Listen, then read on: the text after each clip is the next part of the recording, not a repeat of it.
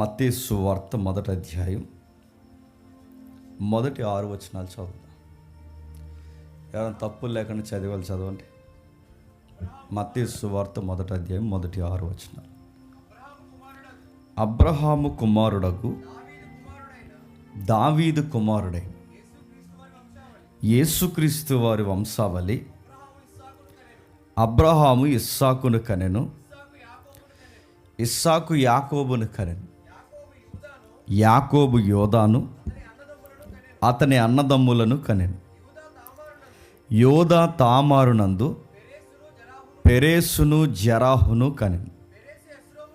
పెరేసు ఎస్రోమును కనెను, ఎస్రోము ఆరామును కనెను, ఆరాము అమినాదాబును కనెను,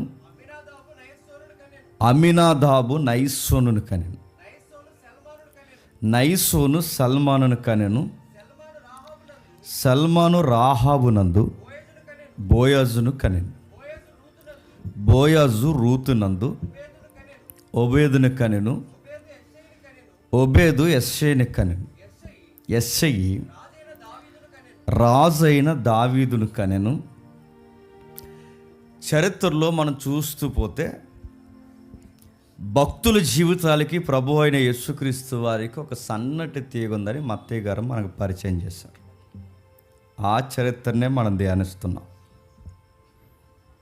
భక్తుల గురించి తెలుసుకోవడం అంత అవసరం అంటే మత్తయి అన్నాడు, ఈయనేంటో మనకు బాగా అర్థం కావాలి అంటే వీరి నడిచిన నడవడిక చరిత్రలో అవసరమనే మత్తయి గారు ఒక జీనియాలజీని మనకు పరిచయం చేశారు. భక్తుల మీద సరి అయిన అవగాహన లేకపోతే ప్రమాదం జరుగుద్దంటే జరుగుద్ది. సొలొమోను జీవితమైన, దావీదు జీవితమైన, రాహాబు జీవితమైన, యోధా జీవితమైన, యోసేపు జీవితమైన ఎందుకు దేవుడు ఈ జీవిత చరిత్రలు రాయించాడు? పని లేక రాయించాడా? లేదా బైబిల్ అనే ఒక కథను నడిపించడానికి కొన్ని స్టోరీలు ఉంటే బాగుంటాయని ఏమైనా బైబిల్ రైటర్స్ క్రియేట్ చేశారా? ఎందుకు వాళ్ళ జీవితాలను దేవుడు అలా రాయించాడంటే మనకు తెలియాలి. పనికి రాని పతనమైపోయిన మనుషుల్ని పనికొచ్చే పాత్రలుగా మలిచి రాబోతున్న మెస్సేజ్ కొరకు వాళ్ళ జీవితంలో వారు తీసుకున్న స్టాండింగ్ ఎంత బ్రైట్గా ఉందో మనకు తెలియచేయడానికి భక్తులు చరిత్రలో నడిచిన నడకల్ని మనకు పరిచయం చేయడానికి బైబిల్ పరిచయం చేస్తుంది.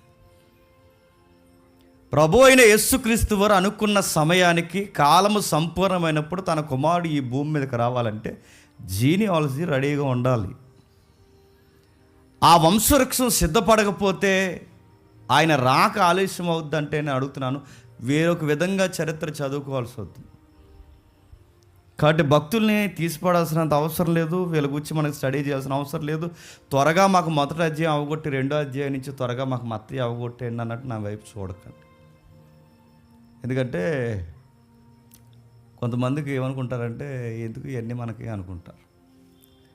ఇవన్నీ ఎందుకు ఏంటి? అవన్నీ చాలా అత్యవసరం. అది నువ్వు నేను ఎందుకు అనుకోక మునిపే ఇది కావాలని మత్తయి గారు అనుకున్నారు కనుక పాత నిబంధన క్రొత్త నిబంధన లింక్ చేయాలి అంటే ఖచ్చితంగా ఈ వంశవృక్షం అర్థం అవ్వాలి. ఆ వంశవృక్షం అర్థమైతేనే మెస్సేయ రాక మనకు అర్థమవుతుంది. అలా ధ్యానిస్తూ దావీదు గారిని గురించి స్టడీ చేస్తున్నాము. ఆ దావీదు గారు ఎలాంటి పరిస్థితుల్లో పిలువబడ్డాడు, ఎలాంటి పరిస్థితుల్లో దేవుడి కోసం స్టాండింగ్ తీసుకున్నాడు, ఎలాంటి పరిస్థితుల్లో ఆయన ఫైట్ చేశాడు, ఎలాంటి పరిస్థితుల్లో ప్రభు అయిన యేసుక్రీస్తు వారి గురించి ముంగుర్తుగా మెస్సయ్య సహనములను ఎలా కనుపరుస్తున్నాడు చూస్తున్నాం.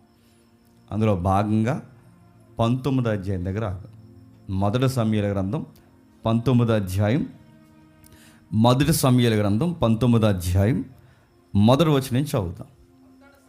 అంతటా సౌలు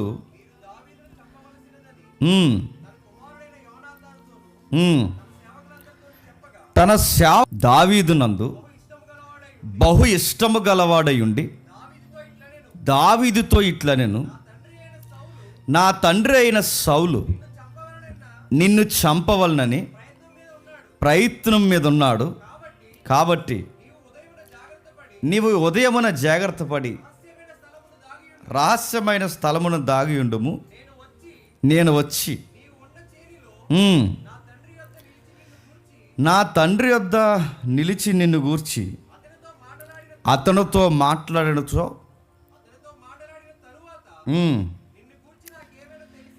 నిన్ను గూర్చి నీకేమైనా నాకు తెలిసిన ఎడల దానిని నీకు తెలియచెప్పదును. జాగ్రత్తగా విందాం. అందరినీ పిలిచాడట సౌలు గారు, అందరితో డిస్కషన్ చేస్తున్నాడట. వచ్చిన వారు అందరూ ఎవరైతే ఉన్నారో వాళ్ళు కూర్చిన ఈ యొక్క డిస్కషన్ ఏదైతే ఉందో దావీదుని గారి కూర్చే వాళ్ళు మాట్లాడుకుంటున్నారు. దావీదుని గారు కూర్చి మాట్లాడుతూ సరాసరి తన కొడుకు చెప్తున్నాడు. అందరినీ పిలిచి తన కొడుకు ముందు లేదా తను కొడుకుతో పాటు అందరూ తాటినాడు. ఏమనంటే దావీదుని చంపేయాలరా అంటున్నాడు. ఎందుకు దావీదుని చంపేయాలి అక్కడ రాస్తూ అంతటి సౌలు మీరు దావీదుని చంపవలసినదని తన కుమారుడైన యోనాతాను తన సేవకులందరితో చెప్పగా సౌలు కుమారుడైన యోనాతాను దావీదు యందు బహు ఇష్టం గలవాడే ఉన్నాడు. ఇప్పుడు బాగా వినండి.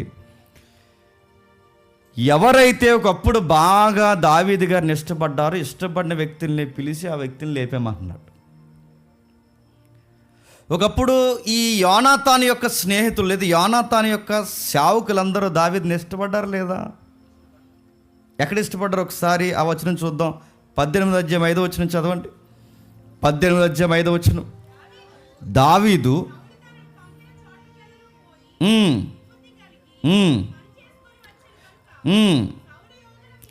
సౌలు యోధుల మీద అతడు నియమించెను జనులందరి దృష్టికి, సౌలు సేవకుల దృష్టికి దావీదు అనుకూలుడై ఉన్న. ఇప్పుడు చెప్పండి, ఒకప్పుడు ఇష్టపడిన బ్యాచ్ ఎవరు చెప్పండి? దావీదు గారి సైన్యం. ఒకప్పుడు దావీదు గారిని ఇష్టపడిన వీళ్ళే చంపేయడానికి రెడీ అవుతున్నారంట. అంటే వీళ్ళు అలా రెడీ అయ్యారని మీరు ఎట్లా చెప్పగలరంటే మీరు జాగ్రత్తగా వినండి. మా డాడీ నీకు చాలా వ్యతిరేకంగా ఉన్నాడు, మా తండ్రి నీకు చాలా వ్యతిరేకంగా ఉన్నాడు, కొన్నిసార్లు నీకు ఎందుకు చెప్తున్నాను కొంచెం దూరంగా ఉండు, ఈ పరిసర ప్రాంతాల్లోకి రాకు, మళ్ళీ ఏం జరుగుతుందో నీకు ఇన్ఫర్మేషన్ ఇస్తానని ఎవరో ఒకరికి చెప్పి యోనాతాను పంపకుండా స్వయంగా యోనాతాను వెళ్ళి చెప్తున్నాడంటే ఖచ్చితంగా వాళ్ళందరూ ఏమి డిస్కషన్ చేసి ఉంటారు చెప్పండి? సౌలు గారి మాటకి వీళ్ళు జెండా ఊపుంటారు. సౌలు గారి మాటలకు వీళ్ళు కూడా సై అంటే సై అన్నారంటే ఈ జనాలు ఎలాంటి వాళ్ళంటే పోయిన వారం పొగుడుతారు, ఈ వారం తిడతారు, ఈ వారం బాగుంటారు, వచ్చే వారం వీడు ఎవడం మాది వెళ్ళంటారు. ఈ జనాలతో ఉండే ప్రాబ్లం అది. ప్రభు అయిన యేసుక్రీస్తు వారిని అప్పటికప్పుడే పొగిడారు, కొండపైకి తీసుకెళ్ళి చెప్పండి అక్కడి నుంచి తోసేయాలనుకున్నారు. అందుకే పబ్లిక్ని ఫాలో అయ్యేవాడు ఎప్పటికైనా దెబ్బతింటాడు. పబ్లిక్ మీద మమకారం పెంచుకుని ఎప్పటికైనా దెబ్బతింటారు. మన పరిచర్య అయినా, మన విశ్వాసమైనా, మన ఉద్యోగాలైనా, మన పనిబాట్లైనా ఏవి గుర్తుపెట్టుకోండి, మనం దేవుని వల్ల నడిపింపబడుతున్నామని నమ్ముకోవాలి తప్ప ఈ జనాలు ఏదో మనకు ఉదరగొడుతున్నారని వీళ్ళ వైపు చూసామో వీళ్ళు ఈరోజు బాగుంటారు, రేపు బాగోరు. ఈరోజు మనల్ని పొగుడుతారు, రేపు పొగడరు. ఈరోజు మన వెనకాల ఉన్నట్టే ఉంటారు, రేపు పొద్దున మనతో ఉండరు. అందుకే ఎప్పుడు గుర్తుపెట్టుకోండి, ఈ లోకంలోనికి మనం ఎలాగైతే ఒంటరిగా వచ్చామో రేపు పొద్దున మనం ఒంటరిగానే పోతాం. రేపు పొద్దున పరిస్థితులు ఎలా తిరగబడినా మనం ఒంటరిగానే ఉంటాం. దావీదు గారికి తన లైఫ్లో చాలా లెసన్స్ నేర్పిస్తున్నాడు దేవుడు. యోనాతాను పసిగట్టాడు. నేను ఇన్ఫర్మేషన్ ఇచ్చి పొరపాటున అదిగో మా నాన్న నీ కోసం వెయిట్ చేస్తున్నాడు, నువ్వు కనుక ఇక్కడ ఉంటే నేను ఇన్ఫర్మేషన్ కనుక అందిందంటే నేను చంపేస్తాను, ఎవడో ఒకటి చెప్పి పంపితే ఆ చెప్పినోడే అమ్మికపోతే, ఆ చెప్పిన వాడే ఎవరైతే ఇన్ఫర్మేషన్ ఇమ్మని చెప్పాడో వాడే అమ్ముడుకుపోతే, మీరు ఎప్పుడు గుర్తుపెట్టుకోండి, మీరు ఎప్పుడైనా మీరు గమనించండి, ఎవరికైనా ఏదైనా చెప్పి ఇది ఎవరికే చెప్పకరాను ఆడే చెప్తాడు అందరికీ. గుర్తుపెట్టుకోండి, అది మనుషులకుండే అదొక దిగజారు స్థానం. జాగ్రత్త అన్న, జాగ్రత్త తమ్ముడు, జాగ్రత్త చెల్లి, జాగ్రత్త అమ్మ, ఆ విషయాన్ని మీరు మైండ్లో పెట్టుకోండి అనండే అలా పంపిస్తారు మీకు. మీరు ఎప్పుడు గుర్తుపెట్టుకోండి, యోనాతానుకు ఆ విషయం తెలుసు. మా నాన్నతో వీళ్ళు సీరియస్ డిస్కషన్ చేశారు, మా నాన్న ఎక్కించిన ప్రతి విశ్వపు వాయువు వీళ్ళు పీల్చారు, ఇప్పుడు ఖచ్చితంగా మా నాన్నకి లూజ్ అయిపోతారు. ఇదిగో ఎవరి బంగారం ఇస్తున్నాను రా, ఈ ఉంగరం ఇస్తున్నాను రా, లేదా నీకు ఈ పదవి ఇస్తున్నాను రా, అసలు ఏంట్రా దావీదు కోసం చెప్పంటే వీళ్ళు తిరిగిపోరా చెప్పండి. ఫ్రెండ్గా తను అర్థం చేసుకుని ఏమన్నా తెలుసా, ఎవరికి చెప్పకుండా, ఎవరి వైపు చెప్పకుండా తానే స్టాండింగ్ చేసుకుని తన రెస్పాన్సిబిలిటీ తన స్నేహం పట్ల ఏం చేస్తుంది తెలుసా? మై ఫ్రెండ్, నీకు ఒక విషయం చెప్తున్నాను, చాలా ప్రమాదం ఉంది నీకు. మా నాన్న నీ మీద పసిగట్టాడు, పగబట్టాడు, నువ్వు ఉన్నావని ఖచ్చితంగా తెలుసుకున్నాడు. నీకు ఒక మాట చెప్తున్నాను, నేను వచ్చేంత వరకు నువ్వు ఎటువంటి నిర్ణయాలు తీసుకోకు. నీ మేలు కోరిక అక్కడ ఏం జరుగుతుంది ఎప్పటికప్పుడు నీకు ఇన్ఫర్మేషన్ ఇస్తాను నీకు అన్నాడు. ఇక్కడ జాగ్రత్తగా గమనించండి. యోనాతాను ప్లేస్లో మనం ఉంటే ఏం చేస్తామని చెప్పండి. నాన్నకి ఓటేస్తామా చెప్పండి, ఫ్రెండ్కి ఓటేస్తామా? పోనటి నాన్న ఇటు ఫ్రెండు నీకిద్దరూ ఇష్టమైతే నువ్వేం చేస్తావు? నక్క నాటకం మొదలు పెడతావు. ఆ నక్క నాటకం ఏంటి తెలుసా? ఒరే, అటు మా నాన్నే ఏమనలేనురా, చెప్పండి. ఇటు నిన్ను ఏమనలేనురా, చెప్పండి. అందుకే నేను ఒక నిర్ణయానికి వచ్చాను, జరిగేది ఏది ఉంటే అలా జరుగుద్ది. ఈ విషయంలో నన్ను అపార్థం, నా నుంచి నీకేమీ ప్రాబ్లం లేదా? మా నాన్నే నేను ఏమనలేను ఎందుకంటే మా నాన్న కదరా. ఒరే, నిన్ను ఏమనలేను ఎందుకంటే నువ్వు నా ఫ్రెండ్ కదరా అని నక్క నాటకాలు ఆడతారా చెప్పండి. మీరు గుర్తుపెట్టుకోండి, ఆయన నానే కాదు, యోనాతానుకి రాజు కూడా. యోనాతానుకి రాజే కాదు, యోనాతానుకి అధికారి కూడా. యోనాతానుకి అధికారి కాదు, నాన్నే కాదు, ఇంకా మీరు గమనించిన ఆయన రాజు శాసిస్తున్నాడు. ఏమని? ఆడిని చంపేయండి. ఎంప్లాయీస్ ఎవరున్నారో తెలియదు కానీ మీ అందరికీ చెప్తున్నాను, భార్యలు ఎంతమంది ఉన్నారో ఇక్కడ నాకు తెలియదు, నేను చెప్తున్నాను. ఎవరైతే కాపురాలు చేస్తున్నారో మీ అందరికీ నేను చెప్తున్నాను. తల్లిదండ్రులు కలిగిన బిడ్డలు ఎంతమంది ఉన్నారో నాకు తెలియదు, మీ అందరికీ చెప్తున్నాను. మీ పైనున్న ఎవరైతే ఉన్నారో ఇలాంటి దుర్మార్గమైన సలహాలు ఇచ్చినప్పుడు మీరు ఏమని రెస్పాన్సిబిలిటీ ఫీల్ అవుతారు? చాలామంది అడుగుతారు ఏమనంటే, మా సార్ చెప్పారు సార్, ఇంక తప్పలేదు చేశా అంటే, మీ సార్ గడ్డి తినమని తింటావా? నేను సీరియస్ అవుతున్నాను. వాళ్ళ నాన్నే చంపేమని చెప్తే వాళ్ళ నాన్న చంపమంటే చంపడట్న్నాడు. నాన్న చంపమన్నా చంపడట్న్నాడు. అక్కడ నాన్నే కాదు, రాజు. ఎప్పుడు గుర్తుపెట్టుకోండి, మన నాయకులకి మన బైబిల్ లోబడమని చెప్పిందా లేదా? ఎమ్మెల్యేకి లోబడతాం, ఎంపీకి లోబడతాం, సీఎంకు లోబడతాం, అధికారికి లోబడతాం, అందరికీ లోబడతాం. ఎప్పటి వరకు లోబడతాం? మనల్ని పాపము చెయ్యించనంత కాలము లోబడతాం. జనులు సుఖముగాను నెమ్మదిగాను బ్రతుకు నిమిత్తము మంచి పరిపాలన చేస్తే వాళ్ళ కొరకు ప్రార్థన చేస్తాం, వాళ్ళకు లోబడి ఉంటాం. వాళ్ళే మనతో పాప పనులు చేస్తే వాళ్ళకు లోబడి ఉంటామా? ఉండముగాక ఉండం. యోనాతాను చూసి మనం నేర్చుకోవాల్సిందంటే, నువ్వు మా నాన్న కావచ్చు, నువ్వు మాకు రాజు కావచ్చు, నువ్వు నాకు అధికారం కావచ్చు, కానీ నీ కమాండ్స్ నేను ఏ ఒప్పుకోవాలో ఏ ఒప్పుకోకూడదో నాకు తెలుసు. ఎంత విధి నిర్వహణ ఉన్నా, నీ విధి నిర్వహణ నీ లా ప్రకారం నడుస్తున్నా, నీ చట్ట ప్రకారం నేను లోబడాల్సిన అవసరం వచ్చినా, ఈ చట్టానికన్నా ఆ చట్టానికే నేను తల దించుతాను.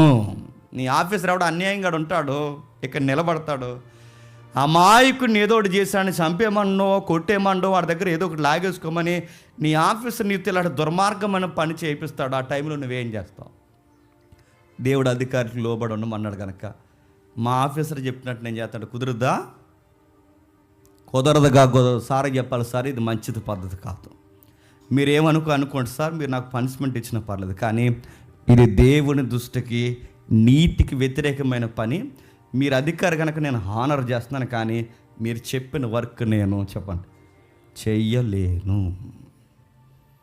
యోనాతాను వాళ్ళ నాన్న ముందు చెప్తున్నాడు, డాడీ మీకు విషయం చెప్పాలి, ఇది పద్ధతి కాదు, మీకు ఏమైంది, మీరు ఎందుకు ఇలా బిహేవ్ చేస్తున్నారు, మీకు కొన్ని విషయాలు తెలియాలి, ఇది దేవుని దృష్టికి మంచిది కాదు.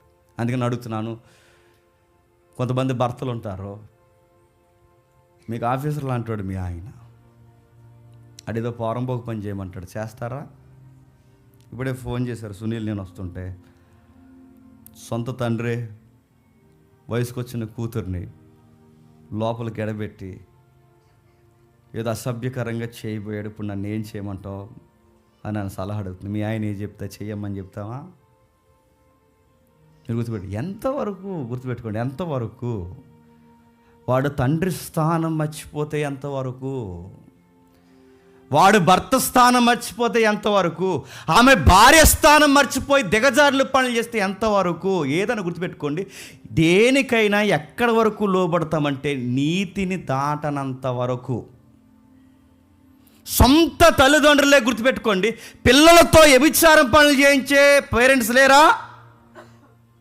మా అమ్మ అలా చెప్పిందండి అందుకు చేస్తున్నా అంటే, మీ అమ్మ చెప్తే చేస్తా, గడ్డి తినమంటే తింటావా? మా ఆఫీసర్ గడ్డి తినమంటే తింటా అంటే గడ్డి తినమంటే తింటావా? నా భర్త చెప్పాడని తప్పక చేస్తాను, నీ భర్త చెప్తే చేస్తావా? గుర్తుపెట్టుకో, ఏది చెయ్యాలో ఏది చేయకూడదో, ఏది ఆగాలో ఏది ముందుకెళ్ళాలో నీకు కాన్షియస్ పని చేయాలి. యోనాతానుకు ఒక విషయం పసిగట్టాడు. డాడీ, మీరు నా కమాండర్ కావచ్చు, నా కింగ్ కావచ్చు, నా ఫాదర్ కావచ్చు, ఎప్పుడు గుర్తుపెట్టుకోండి, ఒకరిని చంపేమంటే అలా చంపేస్తాను చెప్పాలి. వాడు అపరాధ అయితే మీరు కత్తెత్తడం కాదు, ముందు నేనే కత్తెత్తుతాను. వాడు దొంగ సన్నాసిగాడైతే ముందు మీరెత్తడం కాదు, నేనే ఎత్తుతాను. కానీ నిరపరాధి రక్తము సిందించుట యెహోవా దృష్టికి మంచిది కాదు డాడీ. నేను గుర్తుపెట్టుకోండి, మీ తండ్రులు ఎలాటోలైనా తండ్రి చేసే ప్రతి నీచమైన పనిలోకి జై కొట్టేస్తే మీరు ఉత్తమ కొడుకులు అయిపోతారా? మీ తండ్రి ఎలాంటి సన్నాసి పనులు చేసిన వాళ్ళందరికీ మీ తండ్రికి జేజేలు కొట్టేస్తే మీరు ఉత్తమ కొడుకులు అయిపోతారా? మీ నాన్న సంపాదన యథార్థమైనది కాదు, మీ నాన్న సంబంధాలు యథార్థమైనవి కాదు, మీ నాన్న సలహాలు యథార్థమైనవి కాదు, మీ నాన్న చేస్తున్న పనులేవి మంచివి కాదు. కానీ అలాంటి నాన్నకి ఎంతవరకు నువ్వు కొడుగ్గా ఎంతవరకు ఉండాలి అంతవరకే ఉండాలి. నాన్న ఎదుటోడు నెల్లి చంపారంటే చంపేస్తావా? నువ్వు తీసేరంటే తీసేస్తావా? వాడిని ఆ లైఫ్ నాశనం చేస్తావంటే ఫాదర్ అంటే ఎక్కడి వరకు, రాజు అంటే ఎక్కడి వరకు, ఆఫీసర్ అంటే ఎక్కడి వరకు, అతని ఇలువలు కోల్పోకన్నా ఉన్నంత వరకే. ఇలువలు కోల్పోయే పనులు చెప్తే చేస్తావా? ఫాదర్ అయినా ఆఫీసర్ అయినా ఎవడవైనా నువ్వు దేవుని చట్టానికి వ్యతిరేకమైన సలహాలు ఇస్తే నేను చేయను గాక చెప్పండి, చేయండి డాడీ. ఇప్పుడు గుర్తుపెట్టుకోండి, నిజమైన ఫ్రెండ్ కాబట్టే తన ఫ్రెండ్కి తన ఫ్రెండ్ జీవితానికి, తన స్నేహితుడి జీవితానికి ఎంత లైఫ్ థ్రెట్ వస్తే ఆ టైంలో తప్పించుకుని పోలేదు. ఒరే, ఇటు మా నాన్న ఏమనలేను, ఇటు నిన్ను ఏమనలేను, మధ్యస్థంగా వదిలేస్తున్నాను, నన్ను ఏమనుకోకరా, నీ ఫ్రెండ్గా నీ కొరకు నేను ప్రార్థన చేస్తాను, సారీ ఏమనుకోక అన్నాడా? ఎంత రిస్క్ తీసుకుంటున్నాడో ఒకసారి చూడండి. వాళ్ళ నాన్న దగ్గరికి వెళ్ళి మాట్లాడుతున్నాడు. 2వ వచనం, సౌలు కుమారుడైన యోనాతాను దావీదు నందు బహు ఇష్టము గలవాడై ఉండి దావీదుతో ఇట్లా నేను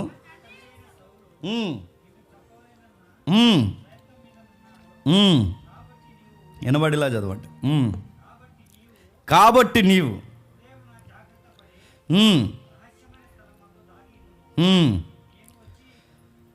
నువ్వు చదువుతావు, వినబట్టలేదు. నేను వచ్చి నా తండ్రి యొద్ద నిలిచి నిన్ను గూర్చి అతనితో మాట్లాడిన తర్వాత నాకేమైనా తెలిసిన ఎడల దాని నీకు తెలియజెప్. నీ ప్రాణాలైతే తీయమంటే మా నాన్న తీసేయమంటే తీసేను. నా సర్కిల్ ఎవరైనా వచ్చి నీ మీద పడిపోతుంటే నేను పడిపోను. నా స్నేహం కన్నా దేవుడితో నీ ముందు నేను నిబంధన చేసిన దానికన్నా ఫాదర్ సెంటిమెంట్కి ఎక్కువ నేను పేటెయ్యను. నాకు తెలుసు నా విలువలేంటో. నువ్వు దేవుని చేత ఏర్పాటు చేయబడిన వాడివి, నువ్వు ఎచ్చవలసిన వాడివి, నేను నీ వెనక తగ్గవలసిన వాడిని. నాకన్నా ముందు నువ్వు రాజు అయిపోతావని అసూయ పడిపోయే స్నేహితుని కాదు, నువ్వు దేవుని చేత పిలువబడిన వ్యక్తివని నాకు తెలుసు. మా నాన్న ఎలాంటి సాహసాలు శాసనాలు చేసినా నీకు ఫ్రెండ్గా ఇన్ఫర్మేషన్ ఇస్తాను, ఒకటి గుర్తుపెట్టుకో, నా ఓటు ఎప్పుడు నీకే అన్నాడు. మీరు గుర్తుపెట్టుకోండి, దొంగ తండ్రి మంచి స్నేహితుడు ఇద్దరు నీ కళ్ళ ముందు ఉంటే మీ ఫాదర్ కొట్టేస్తావా, నీ ఫ్రెండ్ కొట్టేస్తావా చెప్పండి. మీ బంధేస్తారు మీ ఫ్రెండ్కి, మీ నాన్నకే వేస్తారు. చరిత్రలో ఎందుకు ఇవన్నీ రాయించాడంటే నీతికి నిలబడాలి. విలువలకి నిలబడాలి, స్నేహానికి నిలబడాలి. తన స్నేహాన్ని అది చదువుతుంటే మీకు ఏం గుర్తొస్తుందో నాకు తెలియదు, కానీ అధికారుల మాటలో పేతురు విన్నాడు, అధికారి మాట యాకోబు విన్నాడు, అధికారి మాటలు అపోస్తులు విన్నారు, అధికారుల మాటలు ఆది సంఘం ఉంది. ఎప్పటి వరకు కిందో తెలుసా? ఆ యేసుని గురించి ఎక్కడవో చెప్పొద్దన్నంత వరకు వింది. చెప్పొద్దన్న దగ్గర ఏమన్నా చెప్పనా, మేము కన్న వాటిని ఎన్న వాటిని చెప్పకుండా ఉండలేమన్నారు. అధికారులు ఎక్కడి వరకు గౌరవించారు చెప్పండి? ఎక్కడి వరకు? సువార్త చెప్పొద్దనంత వరకు, అక్కడి వరకు ఓకే. చెప్పొద్దన్నారో మేము చెప్పకుండా ఉండలేమన్నారు. ఆ మాటలు అర్థమవుతున్నాయా? అంటే వాళ్ళ అధికారులను గౌరవించారు, అధికారుల కొరకు ప్రార్థన చేశారు, కానీ ఎక్కడి వరకు ప్రార్థన చేశారు? సువార్తకు ఆటంకం రానంత వరకు ప్రార్థన చేశారు, సువార్త వద్దనంత వరకు ప్రార్థన చేశారు. సువార్తే వద్దు, యేసుని గురించే చెప్పొద్దు, ఆ మనిషిని కనబడకుండా చేసేండంటే అధికారులు మాట విన్నారా, ప్రభు మాట విన్నారా? చెప్పండి. నేను ఈ మాట కొంచెం సాహసంగా అని చెప్తున్నాను, ఏమనుకోకండి. రేపు పొద్దున్న ఈ చట్టాలు ఇవన్నీ ఎక్కడి వరకు గౌరవిస్తాను? మనం ఎక్కడి వరకు గౌరవిస్తాం చెప్పినా గుర్తుపెట్టుకోండి. ఈ చట్టాలు, ఈ నిబంధనలన్నీ ఎక్కడి వరకు గౌరవిస్తాం? మన విశ్వాసాన్ని డిస్టర్బెన్స్ చేయనంత వరకు గౌరవిస్తాం. నన్ను బలవంతంగా రుద్ది నాతో రకరకాల ఐడల్ వర్షిప్కి జేజేలు కొట్టించి నా దేవుడినే వద్దని నా నోటుతోనే చెప్పించి నా మీద లేనిపోయిన చట్టాలు రుద్ది నాకంటూ ఒక ఆఫీసు నన్ను ఎక్కువ దొక్కుతానంటే నేను ఒప్పుకుంటానా? ఈ చట్టాన్ని నేను ఎప్పటి వరకు గౌరవిస్తానంటే నా విశ్వాసానికి అడ్డు రానంత వరకు గౌరవిస్తాను. ఈ చట్టాలకి నేను ఎప్పటి వరకు లోబడతాను? నా విశ్వాసానికి అడ్డు రానంత వరకు. నా విశ్వాసానికి ఈ చట్టాలు, ఈ నిబంధనలు అడ్డొస్తే, ఈ నిబంధనల కన్నా చట్టాల కన్నా నా ప్రభువు చట్టానికి తలదించే అవసరమైతే చావనైనా చచ్చిపోతాను తప్ప అని అడుగుతున్నాను. ఈ అధికారులు మాట వినే చెప్పండి అవకాశమే లేదు. యోనాతాను అదే నేర్పిస్తున్నాడు చరిత్రలో మనకి. దేవుని చట్టమా, రాజు చట్టమా? దేవుని చట్టమా, రాజు చట్టమా? దేవుని చట్టమే. రాజు చట్టాన్ని పక్కన పెట్టాడు. 4 వచనంలో ఏం జరుగుతుందో చూడండి. యోనాతాను తన తండ్రి అయిన సౌలుతో దావీదును గురించి దయగా మాట్లాడి, నీ సేవకుడైన దావీదు నీ విషయంలో ఏ తప్పుదము చేసిన ఎడల బహు మేలు చేసిన గనక రాజా ఏ పాపము చేయకుందుగాక. ఫ్రెండ్కి ఒక మాట చెప్పాడు. ఫ్రెండ్, మా నాన్నగారు నేను చంపేస్తా అన్నాడుగా, నా సర్కిల్తో నేను చంపాలని చూస్తున్నాడుగా, నా సర్కిల్కి ఎవరికి నీకు ఇన్ఫర్మేషన్ ఇవ్వట్లేదు, ఎందుకంటే నీకు ఇన్ఫర్మేషన్ నా సర్కిల్ ద్వారా పంపితే ఎవడో ఒకడు అమ్మిడిపోతాడు డబ్బుకి. అందుకే నేనే స్వయంగా నీకు ఎప్పటికప్పుడు జవాబుదారుగా వకాల్తా పుచ్చుకున్నాను. ఇప్పుడు నీకు ఒక సలహా ఇస్తున్నాను, నువ్వు ధైర్యంగా ఉండు, మా నాన్నతో నేను మాట్లాడుతా అన్నాడు.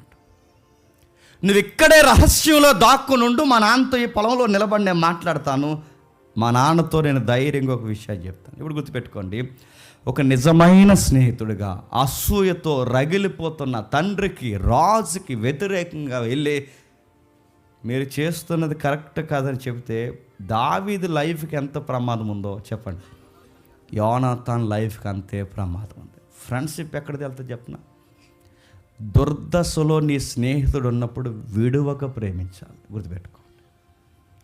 వాడి లైఫ్ అయిపోతుంది, వాడు అన్ని విధాలుగా నాశనం అయిపోతున్నాడు అన్నప్పుడు ఆడు గుచ్చి నీ స్టాండింగ్ ఏంటి?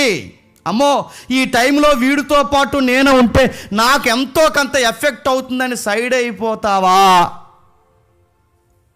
వీడి లైఫ్ బాగుపడ్డా నా లైఫ్ కూడా రిస్క్లో పెడతానని వాడితో పాటు కష్టంలోకి అడుగులు వేస్తావా? యోనాతానికి అడుగుతున్నాను, ఫుడ్ తక్కువైందా, లగ్జరీ తక్కువైందా, డ్రెస్ తక్కువైందా, ఫేమ్ తక్కువైందా? ఆయనకి ఏం తక్కువ చెప్పండి. దావీదు గారికి పోతే ఎవరికి ఎక్కువ కలిసి వస్తుంది చెప్పండి? యోనాతానికి ఎక్కువ కలిసి వస్తుంది. దావీదు గారు పోతే దావీదు గారి తర్వాత అధికారి ఎప్పుడు రాజు ఎవరు చెప్పండి? యోనాతానే రాజు అవుతాడు. ఇన్ని రాయితీలు యోనాతానుకున్న యోనాతాన్ ఎవరి కోసం ఎక్కువ ఆలోచిస్తున్నాడు తెలుసా? దావీదు కోసం ఆలోచిస్తున్నాడు. మంచి స్నేహాలు ఎలా ఉంటాయి చెప్పిన లెక్కలేసుకో. దొంగ స్నేహాలు ఎలా ఉంటాయి చెప్పిన లెక్కలేసుకుంటాయి. కొంతమందితో కావాలని ఫ్రెండ్షిప్ పెట్టుకుంటే తెలుసా? ఎందుకు పెట్టుకుంటారు? ఈరోజు కాకపోతే రేపైనా వీడితో మనకు ఏదో ఒక చెప్పండి పని అవుతుంది. అంటే లెక్కల బ్యాచ్ అన్నమాట వీళ్ళు. కొంతమంది ఫ్రెండ్షిప్ అందుకే కొంతమందిని మీరు చూడండి, ఏదో ఒకలాగా ఆ మనసుతో స్నేహం చేస్తారు, ఈ మనసుతో స్నేహం చేస్తారు, ఈ మనసుతో. అరే ఎందుకురా వాళ్ళతో స్నేహం అంటే, ఏదో రోజు పని అవుద్దురా, పని అవుతుందని స్నేహాలు చేస్తావా అని అడుగుతున్నాను నేను. అంటే వాళ్ళతో ఏదో ఒక పనులు చేయించుకోవడానికి స్నేహాలు చేస్తావా?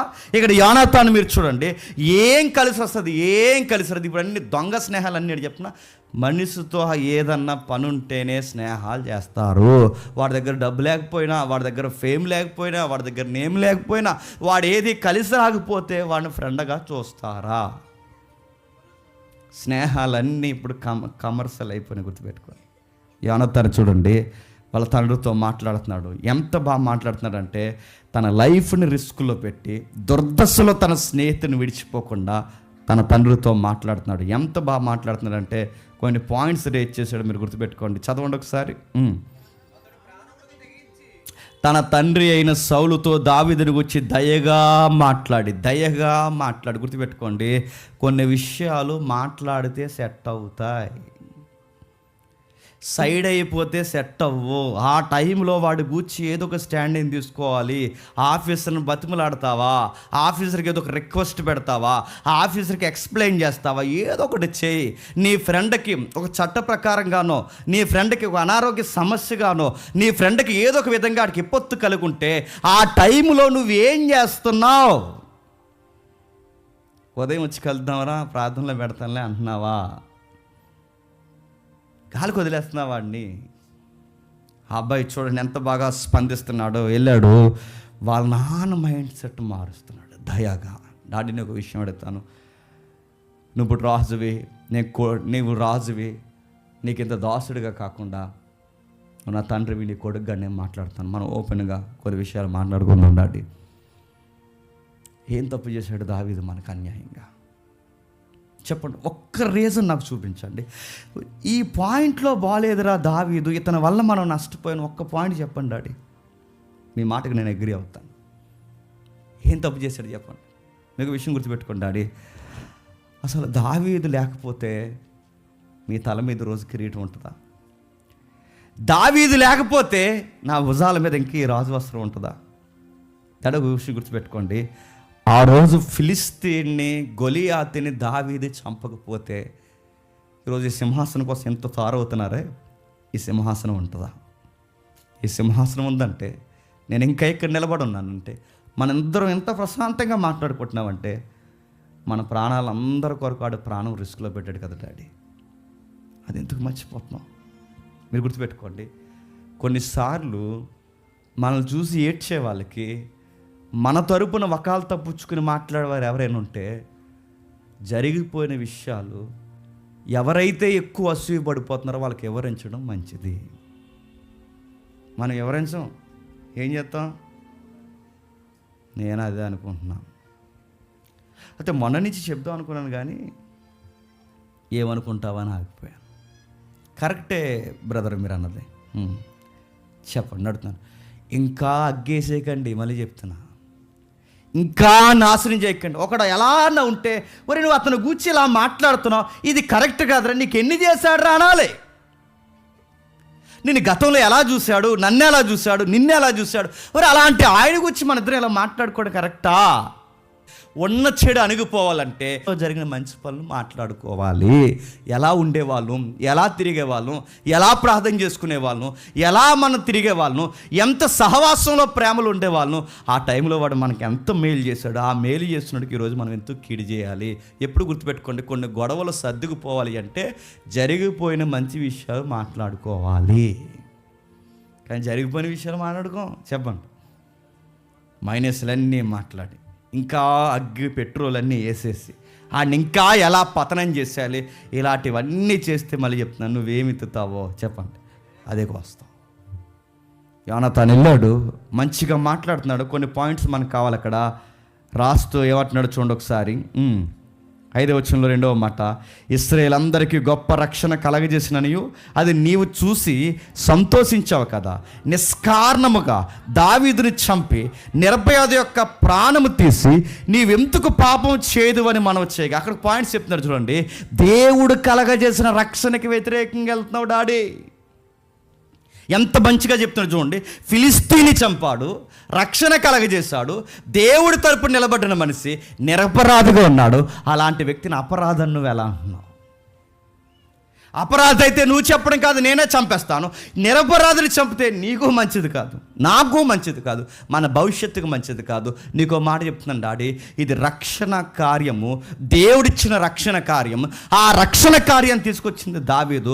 ఆ రక్షణ కార్యానికి వ్యతిరేకంగా వెళ్తున్నావంటే నువ్వు ఎవరికి వ్యతిరేకంగా వెళ్తున్నావు తెలుసా? దేవుడికి వ్యతిరేకంగా వెళ్తున్నావు. గుర్తుపెట్టుకోండి, దేవుడు ఏర్పాటు చేసుకున్న మనుషులు ఈ మీదకి నువ్వు కాలు దువ్వావో నువ్వు దేవుడి మీదకే కాలు దూవుతున్నట్టు. దేవుడు ఏర్పాటు చేసుకున్న మనుషుల మీద నిందలేసావో నువ్వు దేవుడి మీద నిందలేస్తున్నట్టు.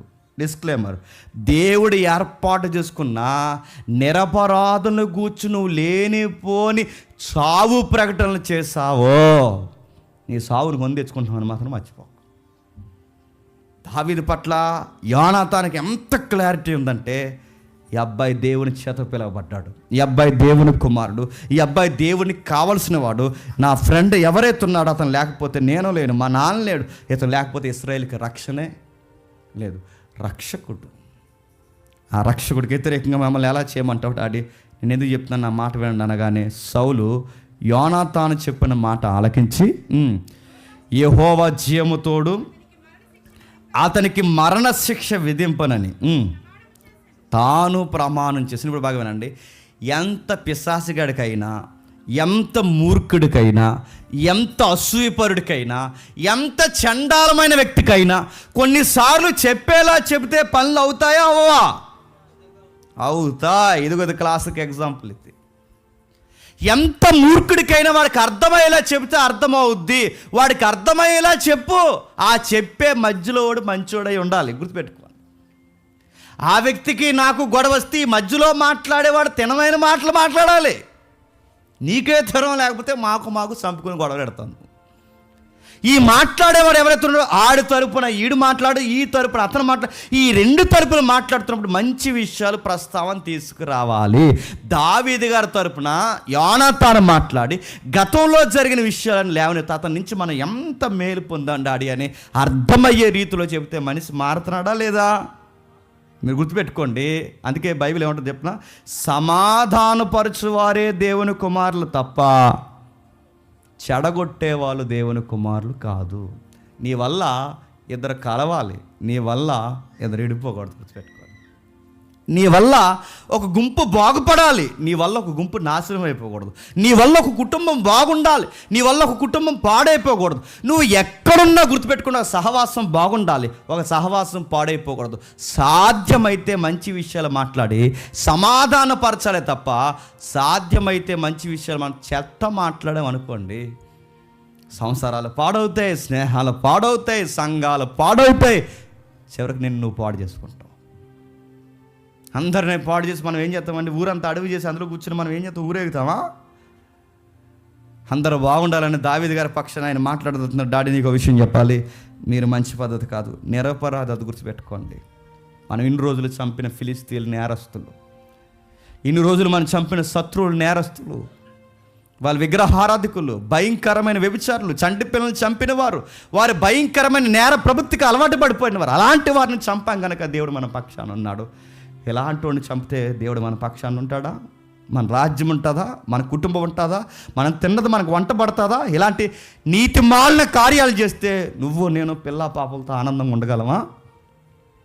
డాడీ నీకు విషయం చెప్తున్నాను, నా మాట వినండి. నేను కొడుగ్గా మీ మేలు కోరుకుంటున్నాను. గుర్తుపెట్టుకోండి, మీ ఫాదర్స్ ఎవరైనా ఉంటే, మీ ఫాదర్స్ ఎవరైతే ఉంటే మళ్ళీ చెప్తున్నా, మీ ఫాదర్స్ ఇలాంటి కొండాకారు పనులు చేస్తుంటే, నేను సీరియస్గా చెప్తున్నా, మీ ఫాదర్స్ ఇలాంటి నేర ప్రవృత్తిని కలిగి ఉంటే మోమాటం లేకుండా చెప్పండి, డాడీ ఇది నీకు కరెక్ట్ కాదు, చెప్పేలా చెప్పండి. అవకాశం దొరికిందని నువ్వు ఫాదర్లాగా యాక్టింగ్ చేయకు.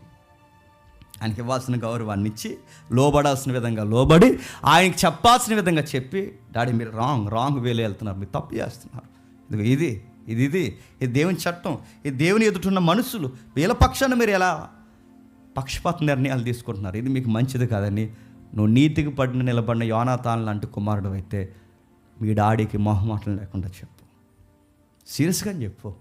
మీ వైఖరి మార్చుకోవడం మంచిది, లేదంటే మీ ప్రాణాలకు ప్రమాదం అని చెప్పాడు. యోనాతాను ఎంత బాగా చెప్పాక వాళ్ళ నాన్నగారు అప్పుడు యోనాతాను దావీదుని పిలుచుకొని పోయి ఆ సంగతులన్నీ అతనికి తెలియజేసి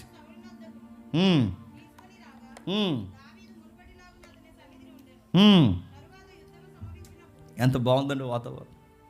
మళ్ళీ మారాడు. ఈ ఒక్క విషయంలో సౌలుని మెచ్చుకోవచ్చండి. నిజానికి నేను నిన్నుగా అన్నానా, నువ్వు నన్నుగా అన్నావు అన్నాడా? మంచి చెబుతున్నప్పుడు చిన్నోడు చెప్పినా విన్నాడు. ఒక విధంగా ఇది మంచి లక్షణమే, గుర్తుపెట్టుకోండి. సౌలుని అన్ని జోనర్లో మనం మెచ్చుకోవట్లేదు, కానీ ఇక్కడ చెబితే విన్నాడు. నువ్వే కింగ్ అయితే నువ్వేమంటావు? రాజుకి నాకే చెప్తున్నావు అంటావనవా? కిందోడు నువ్వు నాకే చెప్తున్నారు అంటావనవా? నువ్వే నాకు సలహాలు ఇస్తున్నావు అంటావనవా? కానీ ఇవేమీ చూడకుండా మంచి విషయాలు చెప్తే ఆయన స్వీకరిస్తున్నాడు. నువ్వు చిన్నోడు అయినా మంచి మాట చెప్పు, మళ్ళీ పిలిపించు, ఆ అబ్బాయి జాబ్కి ఏమి డిస్టర్బెన్స్ ఉండదు, మళ్ళీ పిలిపించు, ఆ అబ్బాయిని నేను దీవిస్తాను, యథావిధిగా జాబ్ చేసుకోమని చెప్పని చక్కగా ఎప్పుడైతే చెప్పాడు, మూర్ఖుడు సైతం మంచిగా మాట్లాడితే మారిపోయి ఒక మాట ఇచ్చాడు. దావీదు ప్రాణం చెప్పండి నేను తీనన్నాడు. ఆ తీనన్నవాడు ఏమని సంధి చేస్తున్నాడు? యోనాతాను యెహోవా జీవముతోడు అతనికి మరణ శిక్ష, గుర్తుపెట్టుకోండి, యెహోవా జీవముతోడు అతనికి మరణ శిక్ష దింపునని. ఆ మాట అలా గుర్తుపెట్టుకోండి. దేవుడి మీద ప్రమాణం చేసి చెప్తున్నాను, దావీదుని నేను చంపునాను. కానీ మనిషి ఎవరు చెప్పనా? మెంటలోడండి. ఎవరు చెప్పండి? ముందు ఇలాగే మాట ఇచ్చాడు, మాట తప్పాడు. ఇప్పుడు మళ్ళీ మాట ఇస్తున్నాడు. చాలాసార్లు మనం ఎవరి మీద ఒట్టేస్తాం చెప్పండి? నీ వంకర స్వభావాన్ని కాపాడుకోవడానికి బైబిల్ మీద ఒట్టు, చెప్పండి, దేవుడి మీద ఒట్టు, ఇంకా చెప్పండి, ఇంకా మమ్మల్ని అడినట్టు నువ్వు మా మీదే ఒట్టు, ఇంక మేము పోయినా పర్లేదు నీకు. కొంతమంది మాట్లాడుతుంటే నీ మీద ఒట్టురా, నా మీద ఎందుకు తీస్తున్నావు నువ్వు? ఇంక చివరికి నా మీద ఒట్టు, బైబిల్ మీద ఒట్టు, దేవుడి మీద ఒట్టు, అందరి మీద ఒట్టు నడుతున్నాను. ఒట్టేస్తున్నావంటే ఊరకే పోద్ది అనుకుంటున్నావా? బైబిల్ ఏమని తెలుసా? ఈ మాట అవునంటే అవును, కాదంటే కాదు. క్రొత్త నిబంధన ప్రకారం కూడా ఒట్లు ఉన్నాయంటే ఉన్నాయి. ఒట్టు అంటే తెలుసా? మాట ఇచ్చినప్పుడు మాటకు నిలబడు. మాట తప్పావో దేవుడు నిన్ను తప్పిస్తాడేమనుకుంటున్నావు? దావీదు ఎదుట, క్షమించండి, యోనాతాను ఎదుట దావీదునికి వచ్చి మాటిస్తున్నాడు. ఒట్టే చెప్తున్నాను నాన్న, దేవుడి ఎదుట ఒట్టు, దేవుడి మీద ఒట్టు, దేవుని యొక్క జీవం తోడు, యెహోవా జీవం తోడు. అంటే నువ్వు ఎవరి ఎదుట మాటిస్తున్నావు? దేవుని ఎదుట మాటిస్తున్నావు. బైబిల్ మీద ఒట్లేసినప్పుడు, దేవుని మీద ఒట్లేసినప్పుడు జాగ్రత్త.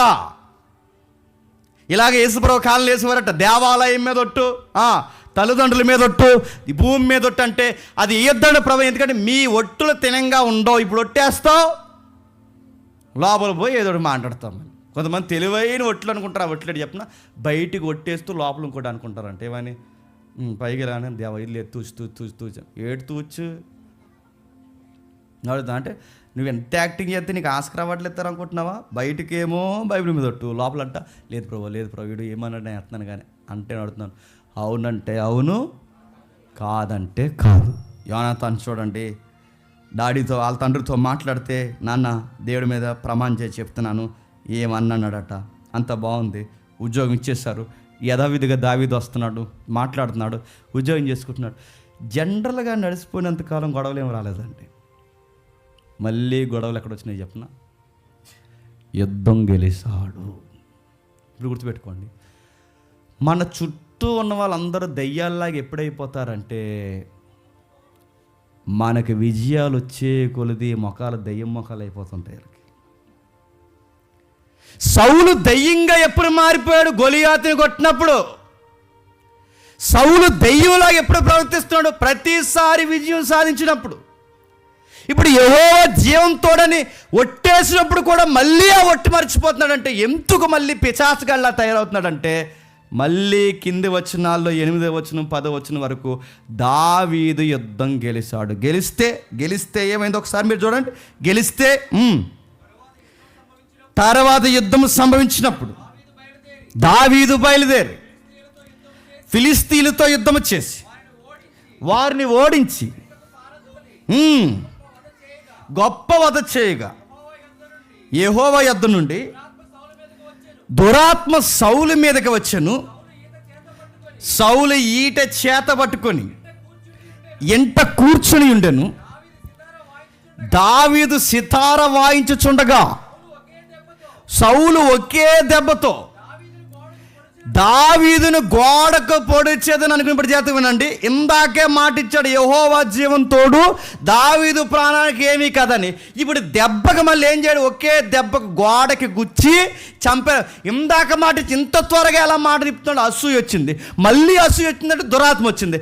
ఎందుకు దురాత్మ వచ్చింది సౌలు మీద కంటే, మళ్ళీ దావీదు యుద్ధం గెలిచాడు. మొదటి యుద్ధం గెలిచినందుకే తట్టుకోలేకపోయాడు, గొలియాతుని గెలిచినందుకే తట్టుకోలేకపోయాడు, సైన్యంలో పేరు వచ్చినందుకే తట్టుకోలేకపోయాడు.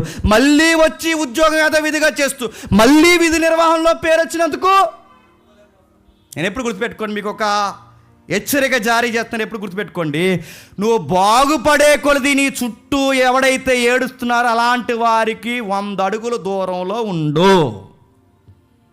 నేను మళ్ళీ చెప్తున్నాను, మీరు ఏమనుకుంటే అనుకోండి, నువ్వు ఎప్పుడు బాగుంటే అప్పుడే నేను చూసి ముఖం మాడిపోయి మూతి తిప్పుకుని రకరకాల వీళ్ళిద్దరూ పోయి పక్క పోయి మాట్లాడుకుంటారంటే వీళ్ళు చాలా డేంజర్. కానీ మళ్ళీ మళ్ళీ తెచ్చుకుని వాళ్ళని దగ్గర పెట్టుకోకు, వాళ్ళ దగ్గరికి వెళ్ళకు, వాళ్ళతో అంత కమ్యూనికేషన్ మెయింటైన్ చేయకు. వాళ్ళ బాగోరు ప్రస్తుతానికి సమాధాన పడినట్టు కనబడతారు, కానీ మనం చెప్పాను, పుట్టుకుతో వచ్చినవి పుల్లల్లో పెట్టే వరకు పోవు. డేంజర్ వేల్లో మారినట్టే ఉంటారు, ప్రమాణాలు చేసినట్టే ఉంటారు, మాట ఒప్పుకున్నట్టే ఉంటారు. ఎంతో ఒప్పుకుని మళ్ళీ అసూయ ఎలా వచ్చిందంటే, ఈ మనిషి బాగుంటే చాలు, ఈ మనిషికి మెంటలు వచ్చేస్తుంది అంతే. ఎవరితో నీ చుట్టూ అలాంటి వాళ్ళు ఉన్నారేమో, నువ్వు బట్టలు వేసుకుంటే చూడలే ఉన్నారేమో, నువ్వేదో కొనుక్కుంటే చూడలే ఉన్నారేమో, నువ్వు కట్టుకుంటే, నువ్వు ఏదైనా వస్తువు కొనుక్కొని ఒక ఇల్లు కట్టుకుంటే చూడలేని వారు ఉన్నారేమో. ఎవరినైనా ఇంటికి తీసుకెళ్తుంటే అరే ఎంత బాగుంది ఇల్లు అంటారు, తర్వాత అంటారు వీడికి ఎంత ఇల్లు ఎలా వచ్చింది అంటారు. నేను పడ్డాను కాబట్టి చెప్తున్నాను, గుర్తుపెట్టుకోండి. ఒక ఫ్రెండ్గా, ఒక స్నేహితుడిగా వీళ్ళందరినీ మన ఇంటికి తీసుకెళ్తే ఎలా గడ్డేసాడు అంటారు. ఎలా గడ్డి, నీ బొంద, నీ కిడ్నీలు అమ్మేసి గడ్డేసినారు, ఎలా కడతాం? గవర్నమెంట్ ఎంప్లాయ్ అనుకుంటున్నావు, రోడ్డు మీద తిరుగుతున్నావు కూడా, ఎలా కడతాం? అంటే ఎలా కడతారు? అసూయ పరులు ఉంటారు, కట్టుకుంటే చూడలేరు, తింటే చూడలేరు, కొనుక్కుంటే చూడలేరు. మనం ఏదన్నా సాధించే చూడలేరు, నలుగురు మనల్ని పొగిడితే చూడలేరు. వీడికి ఎంతకి అస్తమాలు దెయ్యం ఎలా దిగిపోతుంది వీడి మీద కంటే, మనల్ని ఎవరైనా పొగిడితే ఆడు కళ్ళు అలా చూస్తాయి. మనం కొంతమంది మీరు చూసారా, మనల్ని ఎవరైనా పొగుడుతాం, అక్కడి నుంచి చూస్తుంటాడు, అక్కడి నుండాడు అలా చూస్తాడు. ఆడ అంతా అలాగే ఎందుకు చూస్తాం మనకి, ఆడికి రాని ఫేమ్ మనకు వస్తుందని అలా చూస్తాడా.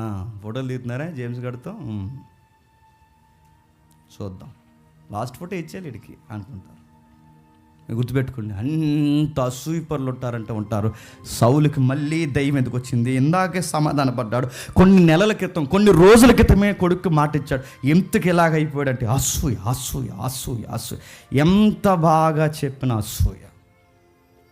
తర్వాత ఏం జరుగుతుందో 11వ వచనం చూడండి.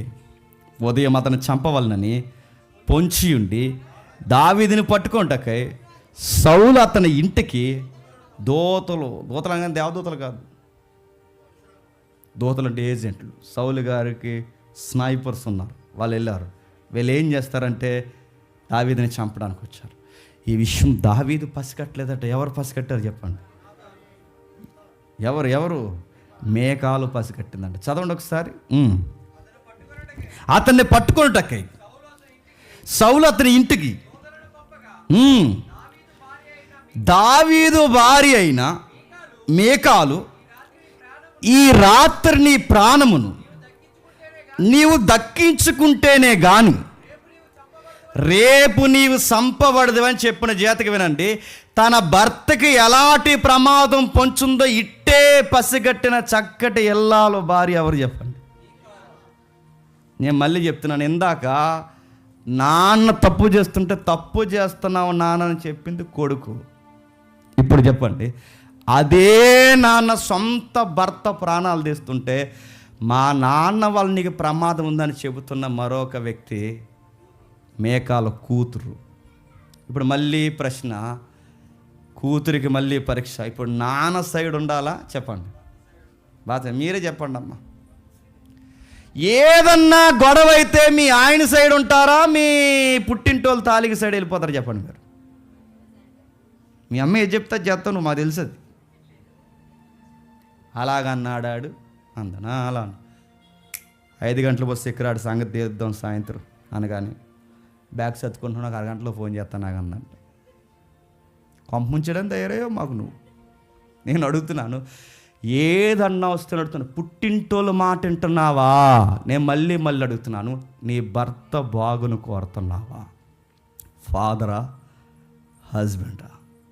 సవాల్ ఇప్పుడు మేకాల ముందు. మా నాన్నకి నేను సపోర్ట్ చేస్తే మా నాన్న ఏమో నీతి పనులు చేస్తున్నాడా?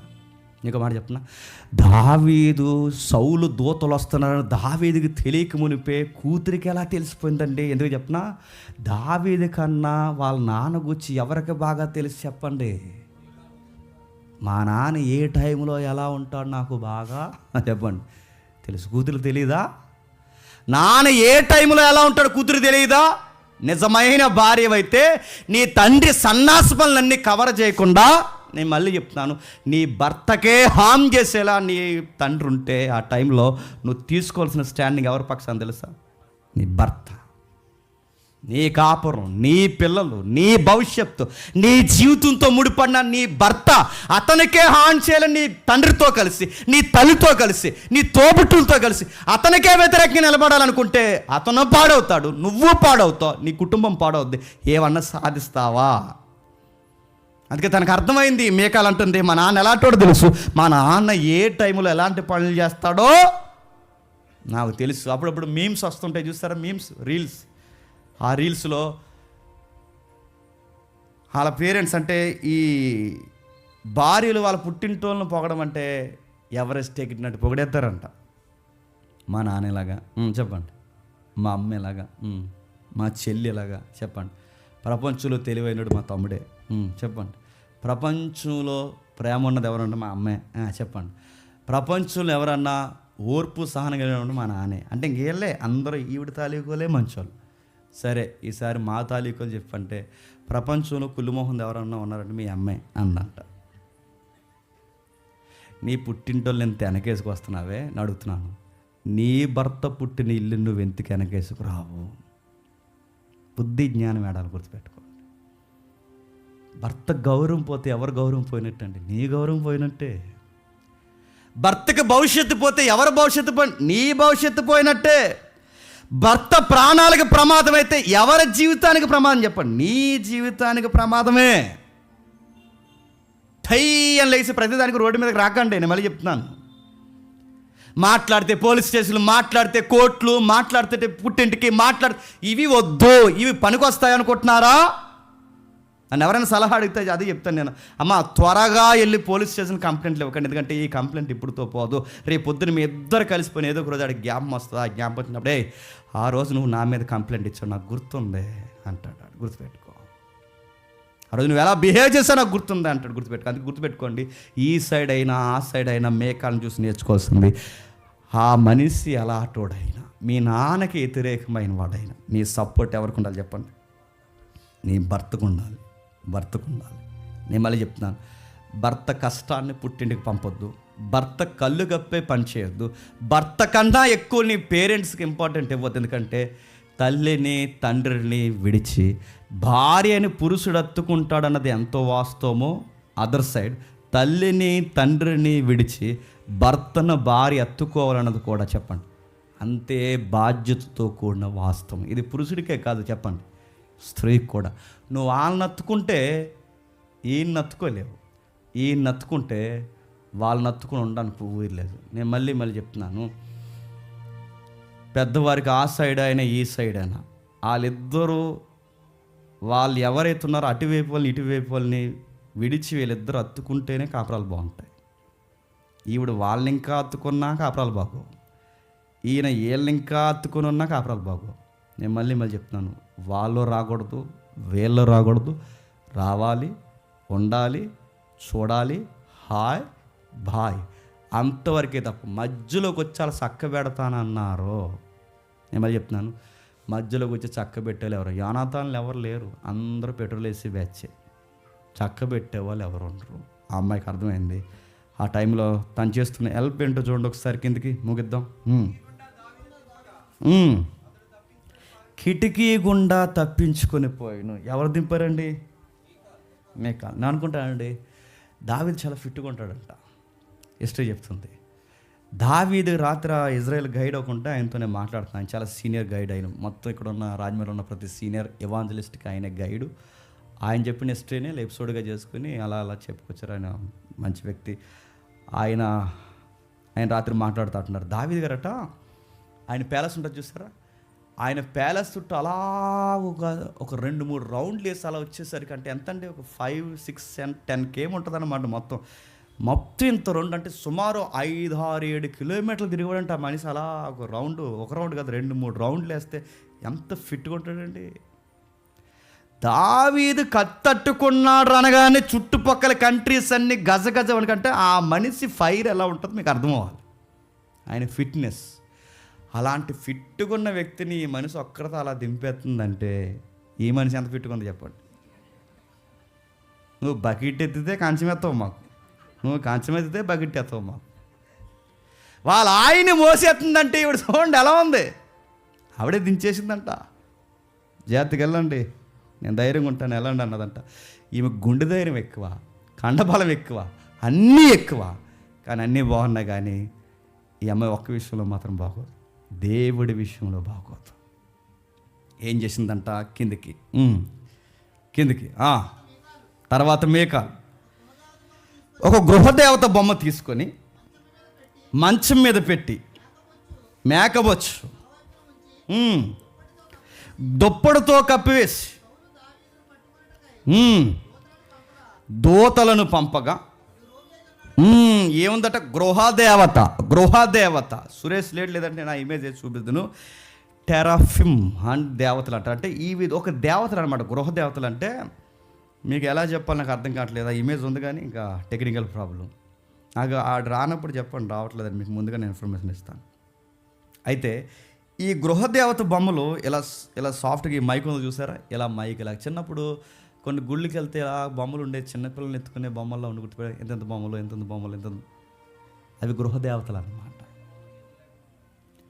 ఆ బొమ్మలు ఇలాగా ఒకటే సేపు ఉంటుంది పైన కింద వరకు. అందులోనే కాళ్ళు ఉంటాయి, అందులోనే చేతులు ఉంటాయి, అందులోనే బ్రెస్ట్ ఉంటుంది, అందులోనే నాభి ఉంటుంది, అందులోనే అన్నీ అందులో ఉంటాయి అన్నమాట. ఆ ఒకే బొమ్మను దాన్ని గృహదేవత బొమ్మలు అంటారు. ఆ కల్చర్లోంచి వచ్చిన బొమ్మలే చిన్న బుద్ధుడి విగ్రహాలు ఉంటాయి చూసారా, సేమ్ అలా ఉంటాయి అన్నమాట. అలాంటి గృహదేవత బొమ్మలు టెరాఫిమ్ హైడల్స్ అంటారు వాటిని. అలాంటి బొమ్మలు ఏవైతే ఉన్నావో ఇంట్లో పెట్టుకుందంటండి. ఎందుకు పెట్టుకుంటారో దీని హిస్టరీ చదివితే ఏముందో తెలుసా? ఈ రెఫరెన్స్ హిస్టరీ వాళ్ళు ఎందుకు పెట్టుకుంటారంటే కాపురం పచ్చకుండాలని అలాంటి బొమ్మ ఒకటి ఇంట్లో పెట్టుకుంటారంట. ఆ మాటలు అర్థమవుతుందా? చాలామంది ఇలాంటివి నమ్మే వాళ్ళు ఉన్నారా లేదా? ఇప్పుడు ఉన్నారు. చర్చికి వస్తారు, లోపల ఓ గృహదేవతను పెట్టరా? చర్చికి వస్తారు, ఉండాల్సిన వాళ్ళు ఉంచుతారు. ఈవిడ కూడా మీరు చూడండి, ఈవిడ ఇంత భక్తి కలిగిన భర్తను పెళ్లి చేసుకుని ఈవిడ నమ్మే నమ్మకాలని చెప్పండి. ఇంటి లోపల బొమ్మ ఉంచిందంటే ఎవరు ఉంచారు ఆ బొమ్మని? ఈవిడే ఉంచిందంటే ఈవిడ యెహోవాని బాగా నమ్ముతుందా, గృహదేవతను నమ్ముతుందా చెప్పండి? నా భర్త ప్రాణాలు బాగుండాలి, నా కాపురం బాగుండాలి, నా పిల్లలు పుడితే బాగుండాలి, నా జీవితం పచ్చగా ఉండాలని బొమ్మను నమ్ముతుందంట. ఈ మనిషికి దేవుడి మీద నమ్మకమే. మరి దావీదుని ఎలా పెళ్లి చేసుకుందంటే దేవుడిని బాగా ఇష్టపడుతున్నాడని పెళ్లి చేసుకోలేదు. దావీదుని ఎందుకు పెళ్లి చేసుకుందంటే ఈ అబ్బాయికి పేరుంది, పవర్ ఉంది, ఈ అబ్బాయికి ఫాలోయింగ్ ఉంది, ఈ అబ్బాయికి అన్నీ ఉన్నాయి. అంతగా సంబంధం ఓకే చేసింది తప్ప ఈ భక్తిని బట్టి ఇలాంటి భక్తుడు నాకు దొరుకుతున్నాడు ఇంతకన్నా ధన్యత ఏముందని అంతకు పెళ్లి చేసుకోలేదు. పేరు వచ్చింది కాబట్టి పెళ్లి చేసుకుంది. చూడ్డానికి బాగుంటాడు, పేరుంది, డబ్బు రాబోతుంది, అన్నీ బాగున్నాయి కనుక పెళ్లి చేసుకుందే తప్ప ఈ అబ్బాయికి ఏమీ లేకపోతే చేసుకుంటుందా? ఈ గుర్తుపెట్టుకోండి, ఈ అమ్మాయి జీవితం పర్సనల్గా బాగాలేదు. తన డివోషనల్ లైఫ్లో చాలా వీక్. ఆమె అంత వీక్గా ఉంది కనుకే దావీదుని ఎంతెంత మాటలంతా ఒకసారి చూడండి. పరువు తీసే మాట్లాడింది. దేవుడు తనకు శాపం పెట్టాడు చెప్పిన చచ్చే వరకు మేకాలు పిల్లలు పడుతుంది అన్నాడు. అంతే. ఎందుకు పిల్లలు పడుతుంది? ఒకటి దేవుణ్ణే నమ్మదు. అందం ఉంది, ఎవరికి కావాలి? పనికి మాలి అందరూ అడుగుతాను. అందం ఉంది, ఎవరికి కావాలి? అందం. దేవుణ్ణి నమ్మదు, విశ్వాసం నమ్మదు. దావీదు గుండె ఎవరి కోసం కొట్టుకుంటుందో చూడదు. భక్తి ఉండదు, విశ్వాసం ఉండదు, ఏముండదు. దావీదు భక్తిని చూసి ఇష్టపడదు. మరి ఏం చూసి ఇష్టపడ్డావంటే ఫేమ్ నేమ్ని చూసి ఇష్టపడింది. చేసేసుకుంది గుడ్డేది చేయాలన్నట్టు చేసుకుంటే లోపల బొమ్మ ఎట్టి పూజ చేస్తుంది. వాళ్ళ నాన్నకి ఆ బొమ్మకు దుప్పటి కప్పి దానికి ఒక గిగ్గెట్టి పంపిందంట. ఏమని? ఈడే దావీదు అన్నదంట. ఆడికి తిరగలేదనుకుంటే ఇవిడికి అసలు తిరగలేదు. ఎవరికి చెప్పండి? మేకాలకి నడుతున్నాను. ఎంత భక్తిహీనరాలుగా కాకపోతే దేవుడు భక్తిని ఎట్టకారం చేస్తుంది. ఒకసారి మీరు చూడండి. 2వ సమూయేలు గ్రంథం ముగిద్దాం. 2వ సమూయేలు గ్రంథం 6వ అధ్యాయం. 2వ సమూయేలు గ్రంథం 6వ అధ్యాయం 16 వచనం నుండి. 2వ సమూయేలు గ్రంథం 6వ అధ్యాయం 16 వచనం నుండి. యెహోవా మందసము దావీదు పురమునకు రాగా సౌలు కుమార్తె యొక్క మేకాలు కిటికీలోంచి చూసి యెహోవా సన్నిధి గంతులు వేయచ్చు నాట్యం చేయుచున్న దావీదుని కనుగొని తన మనస్సులో అసహించుకొని నడుతాను. ఎందుకు అసహించుకుంటుంది? బొమ్మట్టుకుని లేడానా? అదే గృహదేవత బొమ్మట్టుకుని వేస్తే ఇవిడికి నచ్చేద్దును. అదే గృహదేవత బొమ్మ నెత్తి మీద తిరిగితే ఇవిడు నచ్చేద్దును. ఈవిడ నమ్మిన దేవతను నమ్మితే ఇవిడికి నచ్చదును. యెహోవా ముందు నాట్యం చేస్తే ఇవిడు అంటే ఈవిడి భక్తి ఎందుకు నచ్చట్లేదంటే ఈవిడ అనుకున్న భక్తి దావీదుకి లేదు కనుక ఈవిడికి నచ్చట్లేదు. పైకి పాటలేటి ఆరాధనలేటని దావీదు తిడుతుందట.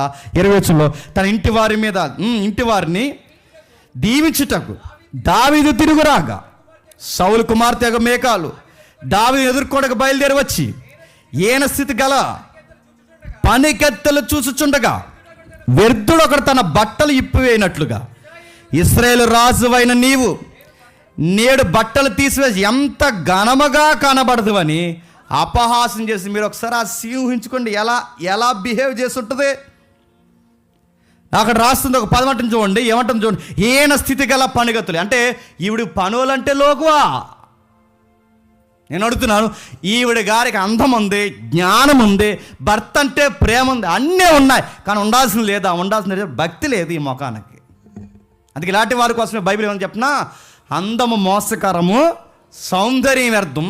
నేను అడుగుతాను, బహు సుఖము కలిగి అందము సౌందర్యమను సుఖించే స్త్రీ పంది ముక్కునున్న బంగారు కమ్మితో సమానం అంది. తిమోతి పత్రికలు అంటాడు, సుఖభోగముల యందు సుఖించిన స్త్రీ చచ్చిన శవంతో సమానం అన్నాడు. ఈవిడికి అందమంది ఎవడికి కావాలి? జ్ఞానమంది ఎవడికి కావాలి? ఈవిడికి అన్నీ ఉన్నాయి, ఎవడికి కావాలి? రాజుగారి కుమార్తె ఎవడికి కావాలి? కానీ ఈ ఊళ్ళో కావాల్సినది చెప్పిన డివోషనల్ లైఫ్ బాగాలేదు. ఈవిడికి భక్తి లేదు. చాలామందికి నేను అడుగుతున్నాను, భర్తలకున్న తీవ్రత వాళ్ళకు ఉండదండి, భర్తలకున్న విశ్వాసం వాళ్ళకు ఉండదండి, దేవుళ్ళో గడపాలని వాళ్ళకు ఉండదు. వీళ్ళకి ఎంతసేపు దరిద్రపు లౌకికమైన ఈ విగ్రహ సంబంధమైన ఆచారాలతోనే ముడిపడి ఉంటారు. అంటే నీ కాపురం పచ్చగా ఉండాలంటే దావీదు నమ్మిన దేవుడిని నమ్ము. నీ జీవితం బాగుపడాలంటే దావీదు నమ్మిన దేవుడిని నమ్ము. దావీదు కొలుస్తున్నట్టు కొలుసు. దావీదు ప్రార్థన చేస్తున్నాడు, నువ్వు కూడా ప్రార్థన చేయి. దావీదు బైబిల్ చదువుతున్నాడు, నువ్వు కూడా బైబిల్ చదువు.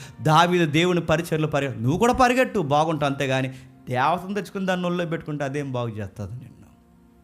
కొంతమంది మీరు చూసారు లేదు, భర్తలకు తెలియకుండా ఆ రేకులు కట్టుంటుంటారు. రేకులు అక్కడ కడతారు. అక్కడ ఆ రేకులు అవే అమ్ముతారు. దాని మీద రాసి రాసినాడు కదా, వెళ్తాడు. ఏం రాశాడు? ఎంత ఎట్టుకున్నావే అని అడిగితే వద్దులే అంటుంది. అది ఎంత చెప్పవంటే 6 ఏళ్ళు ఎట్టుకుందంట రేకు. 6 ఏళ్ళు ఆ రేకు అది కడితే మంచిది అన్నారండి, అందుకే కట్టాను. ఆ రేకు 6 ఏళ్ళకి ఎదర ఏదో ఒక రేకు ఎంచుకుందాం. ఇంత అరే చాలామంది ఇదే ఇలా తిక్కలు పని చేస్తారండి. అలా అనుకో దేవుడిదే చెప్పండి. దెయ్యాలా మేఘాలు కూడా అదే పని చేస్తుంది. ఎంత మాట్లాడి చూడండి. ఈ పనులతో తిరుగుతున్నావేంటి, హాల ముందు డ్యాన్స్ చేస్తున్నావేంటి అంటే ఈవిడ ముందే ఇవ్వాలి డ్యాన్స్, ఎవరి ముందే వేయకూడదు, ఈవిడ ముందే ఇవ్వాలి డ్యాన్స్. అంటే దావీదు గారిని దెప్పు పొడుతుంది. మీరు చూడండి, నువ్వు వాళ్ళ ముందు డ్యాన్స్ చేస్తున్నాడు. ఒకప్పుడు నీ రేంజ్ కూడా చెప్పండి, నీది అదే బ్రీడ్ కదా. అయినా వాళ్ళు చూస్తుంటే నువ్వు బాగా డ్యాన్స్ చేసావంటే ఏదో అంటుంది. అక్కడ చూడండి, నేను మర్చిపోయిన అక్కడ ఏదో అంటుంది. ఇశ్రాయేలు రాజువై నీవు నేడు బట్టలు తీసివేసి ఎంత ఘనముగా అంటే మెచ్చుకుంటుందా, ఎటకారం చేస్తుందా? బాగా చేస్తున్నావు డ్యాన్స్ అంటే మెచ్చుకోవట్లేదు చెప్పండి, ఎటకారం చేస్తుంది. వాళ్ళు చూస్తుంటే డ్యాన్స్లు వేస్తున్నావు, వాళ్ళు చూస్తుంటే మురిసిపోతున్నావు, వాళ్ళు అంటున్నాడు. ఈ పొల్లెరుపు మాటలన్నీ దావీదు చూసాడు లేదో నాకు తెలియదు, కానీ చెప్పండి దేవుడు చూశాడు. పైనుంచి ఒక మాట అన్నాడు. ఏమని? ఆ 22లో చివరి మాట, మరణమగు వరకు సౌలు కుమార్తె మేకాలు పిల్లల కనకయుండెను. చచ్చింది ఇంకంతే. ఇక దేవుని పిల్లలకి పేరెడితే తనకు వచ్చిన పనిష్మెంట్ చెప్పిన, నీకు మళ్ళీ పిల్లలు పుట్టరు నీకు అంతే. ఇక చచ్చే వరకు ఈమెకి పిల్లలే పుట్టలేదు. ఎందుకు పిల్లలు పుట్టలేదు చెప్పండి? నీ భర్త భక్తిని అటకారం చేస్తావు, నీ భర్త మీద ఎక్కులు నవ్వులు నవ్వుతున్నావు, నీ భర్తని హేళన చేస్తున్నావు, నీ భర్త యొక్క కేడర్ ఆలో నువ్వు సమానం అంటున్నావు.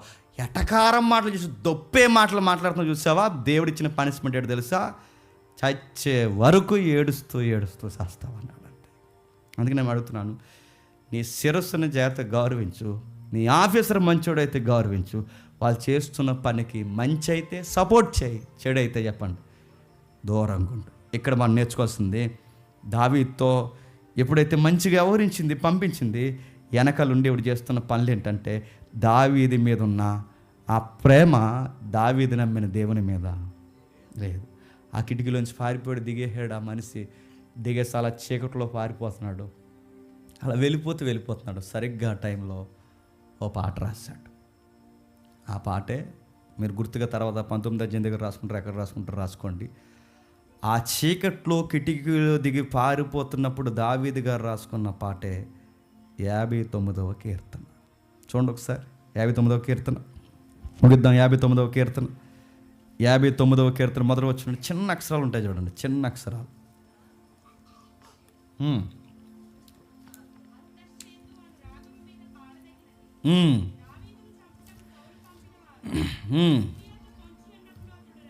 దావీదుని చంపుటకు సౌలు పంపిన దూతలు ఇంటి యొద్ద పొంచి ఉన్నప్పుడు అతడు రచించిన అనుపద గీతము, అది పాట. పారిపోతూ పాట రాస్తున్నాడు. మనం ఏం చేద్దాం చెప్పండి? నేను పారిపోవడమే కదా, అంతే కలపోవడం. దావీదు గారు ఆ టైంలో కూడా పాట రాస్తున్నాడు. ఎంత బాగా రాస్తున్నాడు! దేవా నా శత్రువుల చేతులు నన్ను తప్పించుము, నా మీద పడివారు చిక్కకుండా నన్ను ఉద్ధరించుము, పాపము చేయవారి చేతులు నన్ను తప్పింపుము, రక్తపరాధుల చేతులు నన్ను రక్షింపుము, నా ప్రాణము తీవలనని వారు పొంచుచున్నారు. యెహోవా నా దోషమును బట్టి కాదు, నా పాపమును బట్టి కాదు, ఊరకే బలవంతులు నాపై పోగుబడి ఉన్నారు. నేనేం తప్పు చేశాను ప్రభువా? నేను తప్పు చేస్తే నేను చంపేమను, నేను పాపం చేశాను, నేను ఏ పాపం చేయకపోయినా వాళ్ళ అధికారంతో వాళ్ళ బలవంతులంతా కలిసి నన్ను పరిగెట్టేస్తున్నారు. కానీ ఇవన్నీ నువ్వు చూస్తున్నావు, నాకు తెలుసు. నేను నీ పంచ వచ్చి ఉన్నాను, నీ చరణ వచ్చి ఉన్నాను, నేను నీడకి వచ్చేస్తున్నాను, నీ రెక్కలు చటుకొస్తున్నాను. నా శత్రువులను నేను డీల్ చేయను, నువ్వు డీల్ చేయి. నా వైఫ్ నన్ను ఏమన్నంటే నువ్వే డీల్ చేస్తావు, నా ఆఫీసర్ నన్ను ఏమన్నంటే నువ్వే డీల్ చేస్తావు. బలవంతులందరూ కలిసి గుంపు కూడి నన్నే లేకుండా చేయాలనుకుంటే వాళ్ళ సంగతి కూడా చెప్పండి నువ్వే చూస్తావు. నేనేం చేస్తానంటే నీకోసం పాటలు రాసుకుంటాను, మంచి ట్యూన్స్ రెడీ చేస్తాను, ఆ ట్యూన్కి తగ్గ లిరిక్స్ పెట్టుకుంటాను, నీకోసం పాటలు పాడుకుంటూ నేను వర్షిప్ చేసుకుంటాను. దావీదు నాకు గుడ్ క్వాలిటీ అంటే చెప్పిన, ఎనిమీస్ ఎక్కువైపోయే కొలది క్వాలిటీ సాంగ్స్ వస్తాయంట. ఎవరికి? అది కొన్ని పాటలు అప్పుడే బాగా వస్తాయి. ఏదో ఒక బాధ ఉంటేనే పాట బాగుంటుంది. సుఖంగా తినేస్తే అన్ని పెట్ల మీద పక్షుల మీద రాస్తావు పాటలు. గాలి ఎలాగుంది, ఇది ఎలాగుంది, నువ్వు ఎలాగున్నావు అంటావు. అది కాదు, గుర్తుపెట్టుకోండి. పేరు ఉండాలి, నొప్పి ఉండాలని అడుగుతున్నాను. నీకు జబ్బు వస్తే మంచి పాట రాస్తావు, నీకు బాధ వస్తే మంచి పాట రాస్తావు, నీకు శత్రువులు ఎక్కువైతే మంచి. అంటే కొన్ని బాధలు దేవుడిని మరింత బ్రైట్గా వర్షిప్ చేయడానికే అనుమతిస్తాడు. అందుకే ఎవర్ గ్రీన్ సాంగ్స్ రాశారు. దావీదు రాసిన ప్రతిసారి ఎక్కువైన బాధపడిన బాధల్లో పాటలు ఎక్కువ ఉంటాయి. అలా టైంలో 59వ కీర్తన రాస్తూ, ప్రభువా నేను ఏ దోషం చేయలేదు, ఏ పాపం చేయలేదు, ఊరకే బలవంతులు నా మీద పడుతున్నారు, నా యందు ఏ అక్రమం లేకున్నను వారు పరిగెత్తి సిద్ధపడుచున్నారు, నన్ను కలుసుకోవటకై మేల్కొనుము. సైన్యం అధిపతి యెహోవైన దేవా, ఇశ్రాయేలు దేవా, అన్ని జనులందరినీ శిక్షించుటకై మేల్కొనుము, అధిక ద్రోహుల్లో ఎవరిని కనికరింపుకో. నేను చంపేయాలనుకుంటే చంపేయచ్చు, కానీ నేను చంపలేను. ఎందుకంటే వచ్చింది ఎవరంటే నాకు ముఖ పరిచయం ఉన్న వాళ్ళు వచ్చింది ఎవరంటే నా రాజు సేవకులు. వచ్చింది ఎవరంటే ఒకప్పుడు నన్ను పోగొన్న వాళ్ళు. అదే వాళ్ళ ఫిలిస్తీన్లు అయితే ఏ పాటికి వాళ్ళ కిడ్నీలు గుండెకెళ్ళి తీసి ఎగరేసేది. కానీ వచ్చింది ఎవరంటే నాకు తెలుసు. మనం ఎవరిని ఏమనలేమని చెప్పినా మనకు తెలిసిన వాళ్ళని ఏమనలేము. అయితే బయటోడు ఏదనంటే రారా చూసుకుందాం అంటామనమా? నీ హ్యాండ్ ఎటు నా హ్యాండ్ చూసుకుందా అంటాం. ఆ అనగాలం, కానీ ఈ ననలేము. ఎందుకంటే వీడు మనతో పెరగనుంది, ఈయన ఎందుకంటాం? నేను మొక్క తిని ఆడుకో మాడికే మొక్క ఎట్టాను, ఆడనేమనగలను? ఇప్పుడు ఆడు తిరగబడిపోయాడు నా మీదకి, ఇప్పుడు ఈ నేనేమనగలను? అందుకే మన సర్కిల్ ఎవరైనా మన మీద తిరగబడితే ఆ టైంలో మనం నేర్చుకోవాల్సిన దాని మీరు రెస్పాండ్ అవ్వకండి. ఎందుకంటే ఈ పురుగులకి మీరు రెస్పాండ్ అయ్యారంటే ఇంకా చెద పురుగులు, చీడ పురుగులు ఇంకా వ్యవస్థను పాడు చేస్తారు. ఆ టైంలో మనం చేయాల్సింది అప్పచెప్పేయండి అంతే. అప్పచెప్పి ఏం చేయమంటే ఓ పాట రాయి, అప్పచెప్పి ఏమంటావు ఒక ట్యూన్ కట్టు, అప్పచెప్పి చేయమంటే వర్షిప్ చేయి, వదిలే. మేఘాల సంగతి దేవుడు చూసుకుంటాడు, అలా ఈ సంగతి దేవుడు చూసుకుంటాడు, ఈ టీం సంగతి దేవుడు చూసుకుంటాడు. నువ్వు దేవుడి సంగతి చూసుకో, ఏం చేయాలో అవి చేసుకుంటూ వెళ్ళిపోతున్నాడు. ఆ మేఘాలతో ఒక మాట అన్నాడు, ఆ ఒక్క మాట చూసి మనం ముగిద్దాం, అధ్యాయం అయిపోతుంది. 19వ అధ్యాయం 17వ వచనం, 19వ అధ్యాయం 17వ వచనం, మొదటి సమూయేలు గ్రంథం. అప్పుడు సౌలు తప్పించుకొని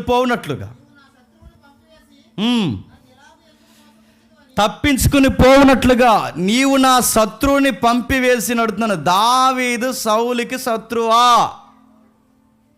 నువ్వు ఎందుకు అలా ఫీల్ అవుతున్నావు? సౌలు గారికి ఎంత మంచి మాటలు చెప్పినా ఈ రివర్స్ అర్థమవుతున్నాయి. ఎవరికి? సౌలు గారికి. కొన్నిసార్లు మనం ఎంత మంచి చెప్పినాడికి రివర్స్ అర్థమవుతున్నాయి అంటే ఆడికి పరిశుద్ధాత్మ లేదు, దురాత్మ ఉంది. ఆడికి మంచి చెప్పినా చెడు ఎదురవుతుంది, వాడికి ఎంత మంచి మాట్లాడినా చెడు ఎదురవుతుంది. వాడికి ఎలా బాగుపడతాడు, ఆడు మనల్ని నీచంగానే చూస్తున్నాడు. వాడు సౌలు గారు శత్రువు అంటున్నాడు. శత్రువా? ఎవరయ్యా అతను? నీ శత్రువా? నీ దాసుడు. ఎవరయ్యా? నీకు ఒక ఫ్రెండ్ ఉంటే ఆ ఫ్రెండ్ కన్నా ఎక్కువ చేశాడు నీకు కాదా? ఒక స్నేహితుడు ఉంటే స్నేహితుడి కన్నా ఎక్కువ. నీ మనసు బాగోకపోతే పాటలు పాడాడు, నీ మనసు బాగోకపోతే ఇన్స్ట్రుమెంట్ ప్లే చేశాడు, నువ్వు బాగోకపోతే నీ వెనకాల తిరిగాడు, నీ రాజ్యం కొరకు తన ప్రాణం పణంగా పెట్టాడు, శత్రువుని తీయడానికి తన ప్రాణాన్ని రిస్కులో పెట్టాడు. నువ్వు బాగుండాలని ఈ రోజుకి ఇన్ని మాట్లాడిన ఒక్క మాట కూడా నేను అంటలేదు. కానీ ఎందుకు శత్రువుగా భావిస్తుంది? ఎందుకంటే నీకు దెయ్యం పట్టింది, మంచి చేసినోడిని కూడా నువ్వు చెడుగానే చూస్తున్నావు. ఇవి దెయ్యం లక్షణాలండి. ఇంకో మాట చెప్పిన, నా శత్రువుని సొంత కూతురు చెప్తున్నావంటే నీ కూతురు ఎవరిని చేసుకుంది? నీ కూతురు ఎవరిని చేసుకుంది? నీ కూతురు నీ శత్రువు అంటున్నవాడిని చేసుకుంది. శత్రువు అనొచ్చా? ఏమని చెప్పండి? నా అల్లుడు అందం మర్చిపోయావు, అల్లుడని మర్చిపోయావు, నీ భర్తని మర్చిపోయావు, నాకు స్నేహితుల్లాటోడని మర్చిపోయావు, నాకు నమ్మిన బొంటని మర్చిపోయావు, అన్నీ మర్చిపోయావు. ఒక ట్యాగ్ తగిలించావు. ఆ ట్యాగ్ ఏంటంటే నా శత్రువు. నువ్వు శత్రువుగా ఫీల్ అవుతున్నావు, కానీ దావీదు శత్రువుగా ఫీల్ అవు. దావీదు శత్రువుగా ఫీల్ అయితే నువ్వు బతకగలవా? నువ్వు తరిమేస్తే చేతగాక పారిపోవట్లేదు. నీ మీద ఎంతో కొంత గౌరవం ఉంది కనుక ఏమనకుండా వదిలేస్తున్నాడు. దావీదు స్టాండింగ్ తీసుకుంటే సౌలు నిలబడగలడా? స్నేహితులు లాంటి వాడిని, కొడుకు లాంటి వాడిని, కొడుకే స్నేహితులు లాంటి వాడిని, కూతురికి భర్త తనకు సొంత అల్లుడు, అవన్నీ మర్చిపోయినాడట. ఆడు నా శత్రువు అన్నాడంట. ఆ టైంలో దావీదు గారు ఒక మంచి పని చేశారు. 18వ వచనం, అలా దావీదు తప్పించుకుని పారిపోయి రామాలో ఉన్న సమూయేలు వద్దకు వచ్చి సౌలు తనకు చేసినదంతయు అతనికి తెలియచెప్పాడు. అడుగుతున్నాను, ఎవరింటికి వచ్చాడండి? సౌలు గారింటికి. గుర్తుపెట్టుకోండి, మీరు ఒక మంచి పని చేయండి.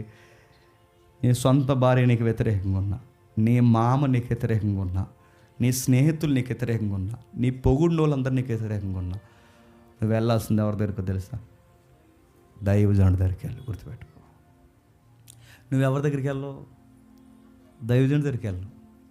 నువ్వెవరికి చెప్పవు? దైవజనుడికి చెప్పు.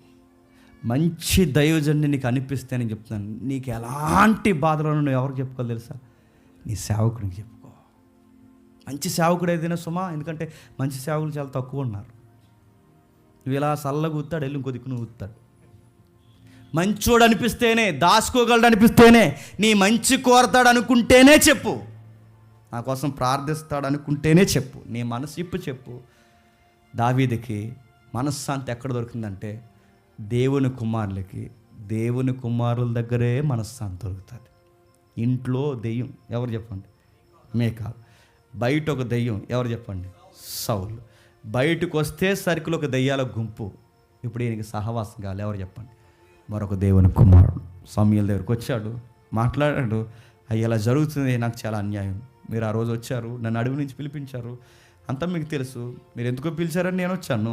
మా నాన్న నన్ను పెద్ద ఆయన పిలుస్తున్నాడు అన్నాడు. నేను ఆలోచించే లోపు మీరు కొమ్ము తేలిని తీశారు, నా మీద వేసేసారు. ఇదేంటని ఆలోచించే లోపు నువ్వు ఇజ్రాయేల్ కింగ్ అన్నారు. ఆ రోజు మొదలుకొని ఈ రోజు వరకు నాకు మనశ్శాంతి లేదు. చెప్పండి, నన్ను ఏం చేయమంటారు? మీరు సేవకులుగా, ప్రవక్తగా మిమ్మల్ని గౌరవిస్తున్నాను, ఏం చేయమంటారు అనగానే సమూయేలు ఏం చేస్తున్నాడు చూడండి కిందకి. దావీదు రామా దగ్గరకు వచ్చి నయాతోన్లో ఉన్నాడని సౌలుకి వర్తమానం రాగా దావీదుని పట్టుకోవటానికి సౌలు దూతలను పంపెను. నీ వచ్చి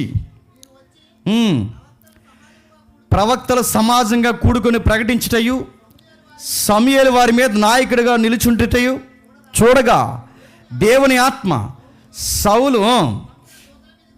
సౌలు పంపిన దూతల మీదకి వచ్చిన కనుక వారును ప్రకటన ఆరంభించిరి. బాగా వినాలి. ఒక టీముని పంపాడట, దావీదు దగ్గర నుంచి క్షమించండి, సౌలు దగ్గర నుంచి వచ్చారట. వచ్చిన వెంటనే ఎక్కడున్న దగ్గర రామా దగ్గర ఉన్నాడట, నయాతోన్లో ఉన్నాడట, తీసుకురండి రానగానే వచ్చిన వెంటనే అక్కడ నాయకుడు ఉన్నాడు. ఎవరు చెప్పండి? పాస్టర్ గారు. ఎవరు? సమూయేలు గారు. ఇలా గుంపు ఉన్నారు. ఆ గుంపు అంతా కలిసి పరిశుద్ధాత్మలో వర్షిప్ చేస్తున్నారు, స్తుతి ఆరాధనలో ఉన్నారు. ఆరాధన చేస్తూ ఉండగానే ఆ గుంపు దగ్గరకు వచ్చిన వెంటనే ఈ విరోధుల మీద కూడా ఎవరు దిగిపోయారట? పరిశుద్ధాత్ముడు. మొదటి టీం కూడా పరిశుద్ధాత్మలోకి దిగిపోయారు. రెండో టీమును పంపించాడు, వాళ్ళు పరిశుద్ధాత్మలోకి వచ్చేసారు. మూడో టీమును పంపాడు, మూడవ టీము కూడా పరిశుద్ధ. ఎన్నిసార్లు పంపినా వారు ఎవరు వశం అవుతున్నారు చెప్పండి? ఎందుకు అలా అవుతున్నారు చెప్పనా? సౌలు గుర్తుపెట్టుకో, ఆత్మదేవుడు చెప్తున్నాడు సౌలుకి ఇండైరెక్ట్ మెసేజ్. సౌలు గుర్తుపెట్టుకో, నా అభిషేకం దావీదుకి తోడై ఉంది. ఒకప్పుడు నేను నీ మీద ఉండేవాడిని, కానీ ఇప్పుడు దావీదుని లేకుండా చేయాలనుకుంటున్నావు. నేనుండగా దావీదుని నువ్వేమీ చేయవు. నీ విరోధులను కూడా దావీదుకి స్నేహితులుగా మార్చేస్తాం. గుర్తుపెట్టుకో. ఫస్ట్, సెకండ్, థర్డ్ ఎన్ని వార్నింగ్లు ఇచ్చినా ఈ మనిషికి బుర్ర పని చేయట్లేదు. చూడండి, ఎవరికి? నీకు మాట చెప్పనా? ఆత్మ ఉన్నవాడికి ఒక్కోసారి చెప్తే అర్థమైపోతుంది. దురాత్మ ఉన్నవాడికి ఎన్నిసార్లు మంచి చెప్పినా చేసిందే చేస్తాడు, చెప్పిందే చేస్తాడు, మళ్ళీ చేస్తాడు, మళ్ళీ చేస్తాడు, మళ్ళీ అసూయపడతాడు. చివరికి సౌలు వచ్చాడు. ఆ సౌలు మీద కూడా ఎవరు దిగిపోయారు చూడండి ఒకసారి. 22 వచ్చిన కడసారి తానే రామాకు పోయి సమూయేలును దావీదు ఎక్కడున్నా అతను అడగగా రామా దగ్గర నయాతోన్లో వారు ఉన్నారని చెప్పాను. అతడు రామా దగ్గర నయాతోనుకు రాగా దేవుని ఆత్మ అతని మీదకి వచ్చిన గనక అతడు ప్రయాణం చేయొచ్చు రామా దగ్గరనున్న నయోతునకు వచ్చుచు ప్రకటించుచుండెను. మరి అతడు తన వస్త్రములు తీసివేసి ఆనాటి రాత్రి పగళ్ళు సమూయేలు ఎదుటనే ప్రకటించుచు పై బట్ట లేనివాడే పడి ఉండెను. అందువలన సౌలు ప్రవక్తలలో ఉన్నాడా అని సామెత పుట్టాను. ఇక్కడ జాతకం ముగిద్దాం. అక్కడ రాసిన సంగతి, మొదటి టీం వచ్చారు, మొదటి గుంపు వచ్చారు, పరిశుద్ధాత్మలోకి వచ్చారు. రెండో గుంపు పరిశుద్ధాత్మ, మూడో గుంపు పరిశుద్ధాత్ముడు. ఇప్పుడు సౌలే వచ్చాడు. సౌలు మీద కూడా పరిశుద్ధాత్ముడు వచ్చాడు. ఇప్పుడు గమనించండి, విరోధైన సౌలు మీదకి పరిశుద్ధాత్ముడు ఎందుకు వచ్చాడు? బట్టలు ఓడదీయడానికి వచ్చాడు. ఏం బట్టలు ఓడదీయడానికి వచ్చాడు? సౌలు బట్టలు ఓడదీయడం. సౌలు బట్టలు అనగానే మొత్తం నూడైపోయాడని కాదు, దాని మూలం ఎబ్రీ అర్థాలు ఏమన్నాయంటే, ఈ పైన వేసుకునే బట్టలు ఉంటాయి చూసారా, ఆ రాజవస్త్రాలు ఇప్పించేశాడు. ఆయన ఇంటర్నల్గా వేసుకునేవి ఉన్నాయి, ఇన్నర్స్ ఉన్నాయి, పైన వేసుకునేవి తీసేశాడు. ఎందుకు తీసాడంటే, గుర్తుపెట్టుకో, నేను రాజుని చేసింది నేనే, ఇప్పుడు నీ వస్త్రాలు తీసేస్తున్నది నేనే. అంటే సింబాలిక్గా సౌలుకి పరిశుద్ధాత్మ దేవుడు చెప్తున్నది ఏంటో తెలుసా? నిన్ను వదిలేసి నేను దావీదును పట్టుకున్నాను, నేర్చుకో. ఈ రాజవస్త్రాలు ఒకప్పుడు నేనే ఇచ్చాను, ఇప్పుడు ఆ వస్త్రాలు నేనే తీసివేస్తున్నాను. ఇక్కడ ప్రకటించుచుండనని కానీ సువార్త చెప్పారని కాదు. ప్రకటించుచుండంటే పరిశుద్ధాత్మడితో ప్రవచనాలు చెప్పారని కాదు.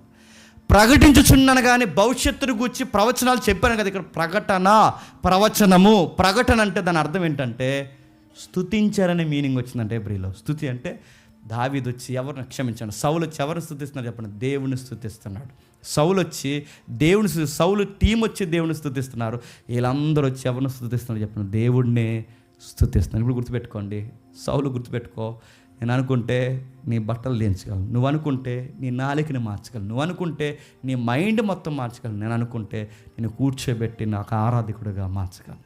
ఇవన్నీ నీకు ఎందుకు చెప్తున్నా నీ స్వేచ్ఛను భగ్నం చేయకుండా నువ్వు మారితే ఇప్పుడు ఎంత ఆనందంగా ఉన్నావో సదాకాలం నీతో ఉండి ఎంతే ఆనందాన్ని నీకు ఇస్తాను మారని సౌలుకి ఒక రుచికరమైన అవకాశం ఇచ్చాడు పరిశుద్ధాత్మ. అవకాశాన్ని కూడా సౌలు ఏం చేశాడు చెప్పండి, తోలనాలుకున్నాడు. కొన్నిసార్లు పోయిన అవకాశం మళ్ళీ దేవుడు మనకిస్తాడు. అది రుచి చూసిన తర్వాత దాన్ని మళ్ళీ కాపాడుకోవాలి. మళ్ళీ కక్కిన వాంత కుక్క తిరిగినట్టు తిరిగామనుకో, అది అవకాశం కాదు, ఇక చివరి వార్నింగ్ అన్నమాట. నీకు ఇంక చెప్పడు హఠాత్తుగా చెప్పండి తీసిపడేస్తాడు. ఇక మళ్ళీ ఇక పరిశుద్ధాత్ముడు చెప్పడు, అసలు రావాల్సిన అవసరం లేదు. పరిశుద్ధాత్ముడు ఎందుకు వచ్చాడంటే పోగేసుకుంటున్నావు, పాపాన్ని పోగేసుకుంటున్నావు, ఆ మనిషికి ఎదురు తిరిగి పోగేసుకుంటున్నావు, నాశనం అయిపోతావు. నీ కొడుకు ద్వారా చెప్పించాను నీకు బొరకెక్కలేదు, నీ కూతురు ద్వారా చెప్పించాను నీకు బొరకెక్కలేదు, ప్రవక్త ద్వారా చెప్పిస్తున్నాను నీ బొరకెక్కట్లేదు, సమూహం ద్వారా చెప్పిస్తున్నాను నీ బొరకెక్కట్లేదు, మొదటి గుంపు ద్వారా చెప్పించాను, రెండో గుంపు, మూడో గుంపు, ఇన్ని గుంపుల ద్వారా చెప్పి నీ ఇప్పుడు నేనే వచ్చి నీ మీద చెప్తున్నాను. అయినా అని ఇన్నిసార్లు చెప్తే వినకపోతే ఏమవుతావు, చస్తావు. ముగించే ముందు ఇది గుర్తుపెట్టుకుని వెళ్ళిపోండి ఇంటికి. దేవుని పిల్లలకు వ్యతిరేకంగా గుసగుసలు మాట్లాడినా, దేవుని పిల్లలకు వ్యతిరేకంగా మరణకరమైన మాటలు మాట్లాడుకున్నా, దేవుడు పిలుచుకున్న వాడినే లేకుండా చేయాలని నువ్వు అనుకున్నా, రక్షణ కలగజేసిన వాడినే శిక్షకు కారణంగా మారుద్దామని అనుకున్నా, అతనికి కాదు నువ్వు గొయ్యి తవ్వేది. ఎవరికి చెప్పండి, నీకు నువ్వే గొయ్యి తవ్వుకుంటున్నావు. దావీదు ఎవరు అనుకుంటున్నావు, రాబోతున్న మెస్సయ్యకి తండ్రి, రాబోతున్న క్రీస్తుకి తండ్రి. ఈ మెస్సయ్యకి గుర్తుపెట్టుకోండి, ఈ క్రీస్తుకు తండ్రి అయితే ఇక్కడ దావీదుని టచ్ చేస్తే నువ్వు ఎవరిని టచ్ చేస్తున్నాడు చెప్పండి, మెస్సయ్యని. ఇప్పుడు గుర్తుపెట్టుకోండి, ఈయన మెస్సయ్య రాకకు ముంగుర్తుగా నిలబడిన వ్యక్తిని అతన్నే తీసేయాలనుకోవాలనుకుంటున్నావంటే నువ్వు చచ్చిపోతావు.